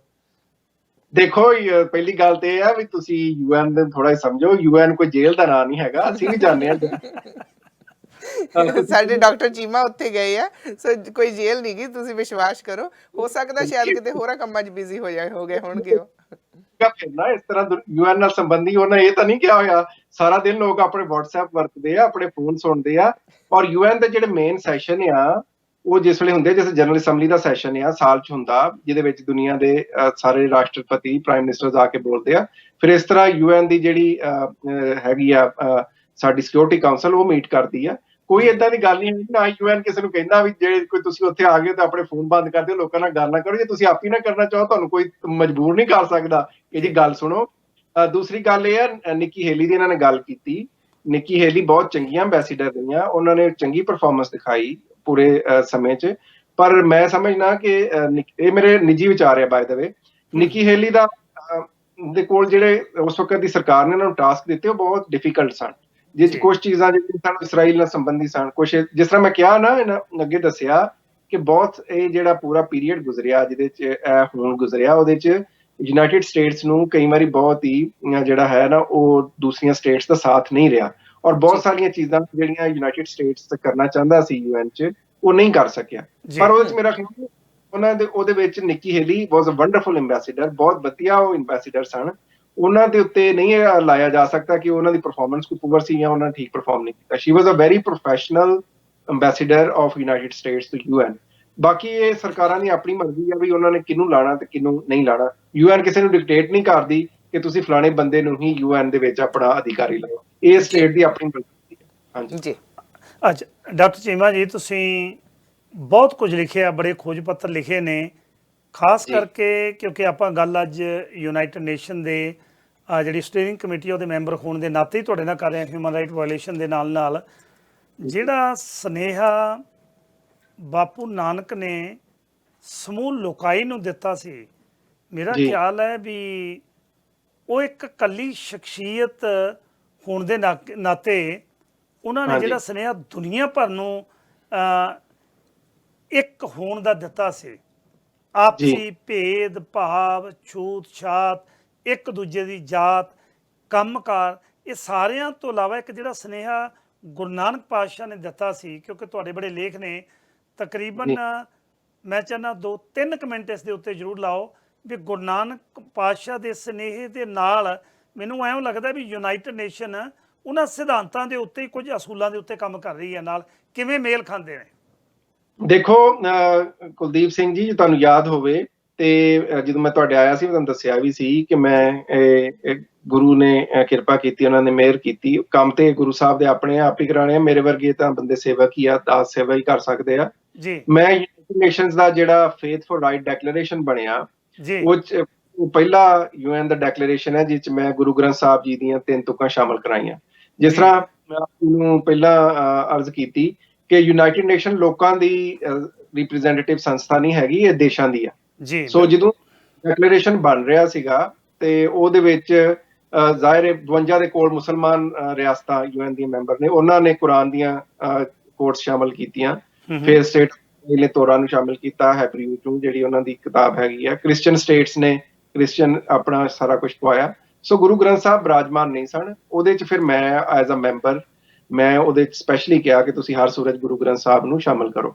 ਔਰ ਉਹ ਕਹੇ ਤੁਸੀਂ ਤਾਂ ਮੁਸਲਮਾਨ ਹੋ, ਮੈਂ ਕਿਹਾ ਵੀ ਦੇਖੋ ਗੁਰੂ ਗ੍ਰੰਥ ਸਾਹਿਬ ਜਿਹੜੇ ਆ ਜਗਤ ਗੁਰੂ ਆ, ਔਰ ਦੂਸਰੀ ਗੱਲ ਦੁਨੀਆ ਦਾ ਸਭ ਤੋਂ ਮਾਡਰਨ ਧਰਮ ਹੈ। ਔਰ ਤੁਸੀਂ ਇਹ ਦੇਖੋ ਕਿ ਜਿੰਨੀ ਫਲੈਕਸੀਬਿਲਿਟੀ ਮਨੁੱਖੀ ਅਧਿਕਾਰਾਂ ਦੀ, ਲੋਕਾਂ ਨੂੰ ਇਕੱਠੇ ਲਿਆਉਣ ਦੀ, ਭਾਵੇਂ ਉਹ ਇਕੁਐਲਿਟੀ ਆਫ ਹਿਊਮਨ ਕਾਈਂਡ ਹੋਵੇ, ਭਾਵੇਂ ਉਹ ਪੀਸਫੁਲ ਕੋਐਗਜ਼ਿਸਟੈਂਸ ਹੋਵੇ, ਇਹ ਉਹ ਸਾਰੀਆਂ ਚੀਜ਼ਾਂ ਜਿਹੜੀਆਂ UN ਜਿੱਤੇ ਕੰਮ ਕਰ ਰਹੀ ਆ, ਔਰ ਇਹ ਸਾਰੇ ਸਿੱਖੀ ਦੇ ਸਿਧਾਂਤ ਆ। ਤੁਸੀਂ ਸ਼ਾਇਦ ਦੇਖਿਆ ਹੋਵੇ ਕਾਫੀ ਵਾਇਰਲ ਹੋਇਆ ਸੀ ਇਸ ਸਾਲ ਵਿਸਾਖੀ ਦੇ ਮੌਕੇ ਤੇ, ਮੈਂ UN ਦੇ ਅਧਿਕਾਰੀ, UN ਦੇ ਸੈਕੰਡ ਇਨ ਕਮਾਂਡ ਨੇਸ਼ਨ ਦੇ ਅੰਡਰ ਸੈਕਟਰੀ ਜਨਰਲ ਡੈਮਰ ਡਿਆਂਗ ਨੂੰ ਕਿਹਾ ਸੀ ਕਿ ਇੱਕ ਸਪੈਸ਼ਲ ਸੁਨੇਹਾ ਪੰਥ ਦੇ ਨਾਂ ਦਿਓ ਜੀ। ਉਹ ਸੁਨੇਹਾ ਹੁਣ ਤੁਹਾਨੂੰ YouTube ਤੇ ਲੱਭ ਜਾਏਗਾ। ਬਿਲਕੁਲ ਜੀ, ਮੈਨੂੰ ਚੇਤੇ। ਹਾਂਜੀ ਹਾਂਜੀ, ਉਹਦੇ ਚ ਵੀ ਉਹਨਾਂ ਨੇ ਇਹੀ ਗੱਲ ਕਹੀ ਸੀ ਵੀ ਜਿਹੜਾ UN ਦੇ ਜਿਹੜਾ ਚਾਰਟਰ ਤੇ ਜਿਹਨੂੰ ਅਸੀਂ ਫੋਲੋ ਕਰਨੇ ਆ, ਉਹ ਤੇ ਸਿੱਖੀ ਦੇ ਸਿਧਾਂਤ ਆਪਸ ਵਿੱਚ ਬਹੁਤ ਜ਼ਿਆਦਾ ਮੇਲ ਖਾਂਦੇ ਨੇ। ਇਹ ਬਹੁਤ ਵੱਡੀ ਗੱਲ ਹੈ, ਕਿਉਂਕਿ ਤੁਹਾਨੂੰ ਪਤਾ ਈਦ ਆਉਂਦੀ ਆ, ਜਿਹੜਾ ਮੁਸਲਮਾਨਾਂ ਦਾ ਤਿਉਹਾਰ ਆ, ਉੱਤੇ UN ਦਾ ਕੋਈ ਅਧਿਕਾਰੀ ਸੁਨੇਹਾ ਨਹੀਂ ਦਿੰਦਾ, ਕ੍ਰਿਸਮਸ ਤੇ ਕੋਈ ਨਹੀਂ ਦਿੰਦਾ, ਪਰ ਮੈਂ ਉਹਨਾਂ ਨੂੰ ਕਿਹਾ ਕਿ ਕਿਉਂਕਿ ਸਿੱਖਾਂ ਦੀ ਕੋਈ ਅਗਵਾਈ ਨਹੀਂ ਹੈਗੀ ਇਸ ਵਕਤ UN ਦੇ ਸਟਰਕਚਰ 'ਚ, ਔਰ ਸਿੱਖੀ ਦੁਨੀਆ ਦਾ 5ਵਾਂ ਵੱਡਾ ਧਰਮ ਹੈ, ਇਸ ਵਾਸਤੇ ਤੁਸੀਂ ਸੁਨੇਹਾ ਦਿਓ। ਇਹ ਹੋਰ ਗੱਲ ਆ ਵੀ ਇੰਡੀਆ 'ਚ ਉੱਤੇ ਕਾਫੀ ਰੌਲਾ ਪਿਆ, ਉਹਦੇ ਤੇ ਬਹੁਤ ਸਾਰੇ ਇੰਡੀਅਨ ਮੀਡੀਆ ਚੈਨਲਾਂ ਨੇ ਕਿਹਾ ਵੀ ਵਿਸਾਖੀ ਸਿਰਫ ਸਿੱਖਾਂ ਦਾ ਤਿਉਹਾਰ ਥੋੜੀ ਆ, ਸਾਡੇ ਵਾਰੀ ਤੇ ਕਿਸੇ ਨੇ ਕੋਈ ਸੁਨੇਹਾ ਨਹੀਂ ਦਿੱਤਾ, ਇੱਥੇ UN ਨੇ ਕਿਉਂ ਸੁਨੇਹਾ ਦਿੱਤਾ ਵਾ। ਸੋ ਮੈਂ ਜਿੱਥੇ ਜਿੱਥੇ ਪ੍ਰਚਾਰ ਕਰ ਸਕਣਾ ਇਹੀ ਕਰਨਾ ਕਿ ਦੇਖੋ ਸਿੱਖੀ, ਔਰ ਦੂਸਰੀ ਜਿਹੜੀ ਗੁਰੂ ਸਾਹਿਬ ਦੀ ਵਿਚਾਰਧਾਰਾ ਵਾ, ਉਹ ਸਿਰਫ 5 ਕਕਾਰ ਪਾਉਣ ਵਾਲੇ ਸਿੱਖਾਂ ਤੱਕ ਹੀ ਸੀਮਤ ਨਹੀਂ ਗੀ। ਜਿਹੜੀ ਇਹ ਵਿਚਾਰਧਾਰਾ ਵਾ, ਉਹ ਦੁਨੀਆ ਦਾ ਕੋਈ ਬੰਦਾ ਵੀ ਕੋਈ ਹੋਰ ਧਰਮ ਰੱਖ ਕੇ ਵੀ ਫੋਲੋ ਕਰ ਸਕਦਾ, ਪਰ ਸਿੱਖਾਂ ਨੂੰ ਸਭ ਤੋਂ ਜ਼ਿਆਦਾ ਇਹ ਗੱਲ ਸਮਝਣ ਦੀ ਸਿੱਖਾਂ ਨੂੰ ਲੋੜ ਹੈ, ਕਿਉਂ ਜੇ ਇਹ ਮੈਸੇਜ ਯੂਨੀਵਰਸਲ ਹੈ ਤੇ ਇਹਨੂੰ ਯੂਨੀਵਰਸ ਤੱਕ ਲਿਜਾਣਾ ਉਹਨਾਂ ਸਿੱਖਾਂ ਦਾ ਫਰਜ਼ ਆ ਜਿਹੜੇ 5 ਕਕਾਰ ਪਾਉਂਦੇ ਆ ਤੇ ਆਪਣੇ ਆਪ ਨੂੰ ਸਿੱਖ ਕਹਿੰਦੇ ਆ। ਸੋ ਉਸ ਗੱਲ ਦੀ ਤੁਹਾਨੂੰ ਬਹੁਤ ਲੋੜ ਹੈ ਜੀ। ਬਿਲਕੁਲ ਜੀ, ਕਿੱਡੀ ਮਾਣ ਵਾਲੀ ਗੱਲ ਹੈ ਕਿ ਸਿੱਖਾਂ ਦੀ ਨੁਮਾਇੰਦਗੀ ਕਰਨ ਵਾਲਾ ਕੋਈ ਉੱਥੇ ਯੂਨਾਈਟਿਡ ਨੇਸ਼ਨ ਦੇ ਵਿੱਚ ਮੈਂਬਰ ਨਹੀਂ ਜੀ। ਪਰ ਇੱਕ ਜਦੋਂ ਦੇਖਿਆ ਕਿ ਹੋਰ ਧਰਮਾਂ ਦੇ ਲੋਕ ਜਿਹੜਾ ਖਾਸ ਕਰਕੇ ਫੇਥਫੁਲ ਰਾਈਟ ਡੈਕਲੇਰੇਸ਼ਨ ਦੀ ਗੱਲਬਾਤ ਕਰ ਰਹੇ ਸਨ, ਕਿ ਉਹਨਾਂ ਦੇ ਵਿੱਚ ਜਦੋਂ ਹੋਰ ਧਰਮਾਂ ਦਾ ਜ਼ਿਕਰ ਹੋ ਸਕਦਾ ਹੈ, ਬੀਇੰਗ ਏ ਮੁਸਲਮਾਨ, ਦੇਖੋ ਸਭ ਤੋਂ ਵੱਡੀ ਗੱਲ ਇਹ ਹੈ, ਇਹ ਵੀ ਕਹਿ ਸਕਦੇ ਸੀ ਕਿ ਮੈਂ ਕੁਝ ਕੁਰਾਨ ਦੀਆਂ ਆਇਤਾਂ ਦਰਜ ਕਰਵਾਉਣਾ ਚਾਹੁੰਦਾ, ਪਰ ਨਹੀਂ, ਬੀਇੰਗ ਏ ਮੁਸਲਮਾਨ, ਕਿਉਂਕਿ ਸਿੱਖਾਂ ਨਾਲ ਡਾਕਟਰ ਇਕਤਦਾਰ ਕਰਾਮਤ ਚੀਮਾ ਦਾ ਇੰਨਾ ਨੇੜੇ ਦਾ ਸੰਬੰਧ ਹੈ, ਇੰਨਾ ਪਿਆਰ ਹੈ, ਜਦੋਂ ਨਾਲ ਬਹਿ ਜਾਂਦਾ ਤੇ ਇਉਂ ਲੱਗਦਾ ਕਿ ਸਾਡਾ ਭਰਾ ਹੈ। ਸਿਰਫ ਇਹਨੇ ਜਿਹੜੇ ਕੇਸ ਨਹੀਂ ਰੱਖੇ ਹੋਏ। ਬਾਕੀ ਇਹ ਅਸਲ ਦੇ ਵਿੱਚ ਸਿੱਖ ਹੈ ਕਿਉਂਕਿ ਇਹਨਾਂ ਨੇ ਸ਼੍ਰੀ ਗੁਰੂ ਗ੍ਰੰਥ ਸਾਹਿਬ ਮਹਾਰਾਜ ਜੀ ਦੇ ਪਾਵਨ ਪਵਿੱਤਰ ਜਿਹੜੇ ਤੁਕਾਂ ਨੇ ਉਹ ਯੂਨਾਈਟਿਡ ਨੇਸ਼ਨ ਦੇ ਵਿੱਚ ਪਹਿਲੀ ਵਾਰੀ ਦਰਜ ਕਰਾਉਣ ਵਾਲੀ ਕੋਈ ਸ਼ਖਸੀਅਤ ਹੈ ਤੇ ਉਹ ਡਾਕਟਰ ਚੀਮਾ ਨੇ। ਸਾਨੂੰ ਇਹਨਾਂ ਤੇ ਬੜਾ ਫਖਰ ਹੈ, ਬੜਾ ਮਾਣ ਹੈ ਕਿਉਂਕਿ ਐਡੀ ਸੁਲਝੀ ਹੋਈ ਸ਼ਖਸੀਅਤ ਜਿਹੜੀ ਯੂਨਾਈਟਿਡ ਨੇਸ਼ਨ ਨੂੰ ਰਿਪਰੈਜ਼ੈਂਟ ਕਰ ਰਹੀ ਹੈ। ਆਉਣ ਵਾਲੇ ਸਮੇਂ 'ਚ ਡਾਕਟਰ ਸਾਹਿਬ ਤੁਹਾਡੇ ਨਾਲ ਬਹੁਤ ਵਧੀਆ ਗੱਲਾਂ ਬਾਤਾਂ ਹੋਈਆਂ। ਦਿਲ ਤਾਂ ਕਰਦਾ ਹੈ ਕਿ ਖੁੱਲ੍ਹ ਕੇ ਪੂਰਾ ਦੀਵਾਨ ਲਾਈਏ, ਪਰ ਸਮਾਂ ਇਜਾਜ਼ਤ ਨਹੀਂ ਦੇ ਰਿਹਾ। ਘੜੀ ਘੂਰ ਕੇ ਦੇਖਣ ਲੱਗ ਪਈ ਹੈ ਤੇ ਬਹੁਤ ਵਧੀਆ ਲੱਗਾ। ਆਉਣ ਵਾਲੇ ਸਮੇਂ 'ਚ ਫਿਰ ਗੱਲਬਾਤ ਕਰਾਂਗੇ ਤੁਹਾਡੇ ਨਾਲ। ਬਹੁਤ ਬਹੁਤ ਤੁਹਾਡਾ ਧੰਨਵਾਦ ਜੀ। ਸਤਿ ਸ਼੍ਰੀ ਅਕਾਲ। ਧੰਨਵਾਦ। ਵਾਹਿਗੁਰੂ ਜੀ ਕਾ ਖਾਲਸਾ, ਵਾਹਿਗੁਰੂ ਵਾਹਿਗੁਰੂ ਜੀ ਕੀ ਫਤਿਹ। ਸੋ ਬਿਲਕੁਲ ਕੁਲਦੀਪ ਸਿੰਘ ਜੀ, ਬਹੁਤ ਹੀ ਵਧੀਆ ਲੱਗਾ ਔਰ ਬੜੀ ਜਾਣਕਾਰੀ ਮਿਲੀ ਔਰ ਸਾਡੇ ਸਾਰੇ ਜਿਹੜੇ ਦੇਖ ਰਹੇ ਪਰਿਵਾਰ ਆ ਉਹਨਾਂ ਤੱਕ ਵੀ ਇਹ ਜਾਣਕਾਰੀ ਲੈ ਕੇ ਆਉਣੀ ਬਹੁਤ ਹੀ ਜ਼ਰੂਰੀ ਹੁੰਦੀ ਹੈ ਕਿ ਅਸੀਂ ਇਹਨਾਂ ਗੱਲਾਂ ਦੀ ਤਹਿ ਤੱਕ ਜਾ ਸਕੀਏ ਕਿ ਆਖਿਰ ਕੰਮ ਕੀ ਹੋ ਰਿਹਾ। ਬਿਲਕੁਲ। ਤੇ ਅਸਲ ਜਦੋਂ ਦੇ ਵਿੱਚ ਅਸੀਂ ਇਹੋ ਜਿਹੀਆਂ ਸ਼ਖਸੀਅਤਾਂ ਜਦੋਂ ਯੂਨਾਈਟਿਡ ਨੇਸ਼ਨ 'ਚ ਬੈਠੀਆਂ ਹੋਣ ਫਿਰ ਉਹ ਜਿਹੜੀ ਮਨੁੱਖਤਾ ਦੇ ਭਲੇ ਦੀ ਅੰਦਰ ਕਨਸੈਪਟ ਵਸਿਆ ਹੋਇਆ ਨਾ, ਕਿਉਂਕਿ ਗੁਰੂ ਨਾਨਕ ਨੂੰ ਇਹਨਾਂ ਨੇ ਪੜ੍ਹਿਆ ਹੀ ਨਹੀਂ, ਪ੍ਰਚਾਰਿਆ। ਡਾਕਟਰ ਚੀਮਾ ਨੇ ਸਾਰੇ ਧਰਮਾਂ ਦਾ ਅਧਿਐਨ ਕੀਤਾ ਹੈ, ਆਪ ਪੜ੍ਹਿਆ ਤੇ ਆਪ ਪ੍ਰਚਾਰਿਆ ਤੇ ਰਿਸਰਚ ਪੇਪਰ ਲਿਖੇ ਨੇ। ਜਿੰਨੀਆਂ ਵੀ ਵਰਲਡ ਲੈਵਲ ਦੀਆਂ ਵੱਡੀਆਂ ਕਾਨਫਰੰਸਿਸ ਹੁੰਦੀਆਂ ਨੇ ਡਾਕਟਰ ਚੀਮਾ ਨੂੰ ਇਨਵਾਈਟ ਕੀਤਾ ਜਾਂਦਾ ਹੈ ਔਰ ਮੇਨ ਬੁਲਾਰੇ ਹੁੰਦੇ ਆ। ਮੈਨੂੰ ਬੜਾ ਚੰਗਾ ਲੱਗਾ ਜੀ, ਮੈਨੂੰ ਵੀ ਇਹਨਾਂ ਨੂੰ ਮਿਲਣ ਦਾ ਮੌਕਾ ਮਿਲਿਆ ਸੀ। ਆਪਾਂ ਇਕੱਠੀ ਕਾਨਫਰੰਸ 'ਚ ਸੀ ਔਰ ਇਹਨਾਂ ਨੂੰ ਸੁਣ ਕੇ ਬੜਾ ਚੰਗਾ ਲੱਗਾ ਤੇ ਪਰ ਅੱਜ ਪਰਿਵਾਰਾਂ ਦੇ ਨਾਲ ਸਾਂਝ ਪਾਈ, ਬੜਾ ਵਧੀਆ ਲੱਗਾ। ਤੇ ਕੱਲ ਵੀ ਇੱਕ ਖਾਸ ਮੁੱਦਾ ਲੈ ਕੇ ਤੁਸੀਂ ਸ਼ਾਮਲ ਹੋ ਰਹੇ ਹੋ, ਸੋ ਕੱਲ ਦੇ ਮੁੱਦੇ ਬਾਰੇ ਥੋੜਾ ਜਿਹਾ ਦੱਸ ਦਿਓ ਜੀ ਸਾਨੂੰ। ਕੱਲ ਦੇ ਮੁੱਦੇ ਬਾਰੇ ਮੈਂ ਦੱਸ ਦਿਆਂ ਕਿ ਇੱਕ ਬਹੁਤ ਹੀ ਅਹਿਮ ਸ਼ਖਸੀਅਤ ਜਿਹੜੇ 3 ਬਿੱਲਾਂ ਦੇ ਉੱਤੇ ਪੰਜਾਬ ਵਿਧਾਨ ਸਭਾ ਨੇ ਪਾਸ ਕਰਕੇ ਗਵਰਨਰ ਨੂੰ ਭੇਜੇ ਨੇ, ਉਹਦੇ ਉੱਤੇ ਇੱਕ ਪੰਜਾਬੀ ਮਾਂ ਬੋਲੀ ਨਾਲ, ਪੰਜਾਬੀ ਫਿਲਮ ਇੰਡਸਟਰੀ ਨਾਲ ਪਿਆਰ ਕਰਨ ਵਾਲੀ ਇੱਕ ਐਸੀ ਸ਼ਖਸੀਅਤ ਹੈ ਜਿਹੜੇ ਬੜੇ ਧੜੱਲੇ ਦੇ ਨਾਲ ਖੁੱਲ੍ਹ ਕੇ ਨਿਧੜਕ ਹੋ ਕੇ ਗੱਲਬਾਤ ਕਰਦੇ ਨੇ। ਨਾ ਕੱਲ ਹੀ ਦੱਸ ਦਾਂਗੇ, ਮੇਰੇ ਖਿਆਲ 'ਚ ਥੋੜਾ ਸਸਪੈਂਸ ਵੀ ਕੱਲ ਸਵੇਰ ਜੋਗਾ ਰੱਖ ਲਈ, ਕੱਲ ਸਵੇਰੇ ਫਿਰ ਮੁਲਾਕਾਤ ਹੁੰਦੀ ਹੈ। ਥੈਂਕ ਯੂ ਜੀ, ਬਹੁਤ ਧੰਨਵਾਦ। ਸਤਿ ਸ਼੍ਰੀ ਅਕਾਲ ਜੀ। ਸਤਿ ਸ਼੍ਰੀ ਅਕਾਲ। ਬਿਲਕੁਲ ਜੀ, ਖਬਰਸਾਰ ਬਿਹਾਈਂਡ ਦਾ ਨਿਊਜ਼ ਤੇ ਕੱਲ ਸ਼ੁੱਕਰਵਾਰ ਆ ਤੇ ਕੱਲ ਦਾ ਜਿਹੜਾ ਸਾਡਾ ਸ਼ੋਅ ਆ ਇੱਕ ਖਾਸ ਹੋਵੇਗਾ, ਖਾਸ ਸ਼ਖਸੀਅਤ ਸਾਡੇ ਨਾਲ ਹੋਵੇਗੀ। ਸੋ ਜਿਹੜੇ ਖੇਤੀ ਜਿਹੜੇ ਕਿਸਾਨ ਹੁਣ ਧਰਨਿਆਂ ਤੇ ਬੈਠੇ ਆ, ਸੰਘਰਸ਼ ਵਿੰਡਿਆ ਹੋਇਆ ਆ, ਸੋ ਕੱਲ ਉਹਨਾਂ 3 ਬਿੱਲਾਂ ਦੀ 3 ਆਰਡੀਨੈਂਸ ਦੀ ਗੱਲ ਖੁੱਲ੍ਹ ਕੇ ਕੀਤੀ ਜਾਊਗੀ ਤੇ ਬੇਝਿਜਕ ਤੇ ਨਿਧੜਕ ਹੋ ਕੇ ਬੋਲਣ ਵਾਲੇ ਜਿਹੜੇ ਬੜੇ ਹੀ ਸਤਿਕਾਰਯੋਗ ਨੇ, ਕੱਲ ਹੀ ਤੁਹਾਨੂੰ ਦੱਸਾਂਗੇ ਉਹਨਾਂ ਦਾ ਨਾਂ ਅਸੀਂ, ਪਰ ਕੱਲ ਤੱਕ ਤੇ ਇੰਤਜ਼ਾਰ ਕਰਨਾ ਪੈਣਾ। ਸੋ ਕੱਲ ਖਬਰਸਾਰ 'ਚ ਫੇਰ ਮਿਲਦੇ ਆ। ਥੈਂਕ ਯੂ ਤੁਹਾਡਾ ਸਾਰਿਆਂ ਦਾ ਸਾਨੂੰ ਸਮਾਂ ਦੇਣ ਦੇ ਲਈ। ਸੋ ਕੱਲ ਤੱਕ ਤੁਹਾਡਾ ਸਾਡਾ ਸਾਰਿਆਂ ਦਾ ਰੱਬ ਰਾਖਾ, ਖਿਆਲ ਰੱਖਿਓ ਜੀ। ਸਤਿ ਸ਼੍ਰੀ ਅਕਾਲ।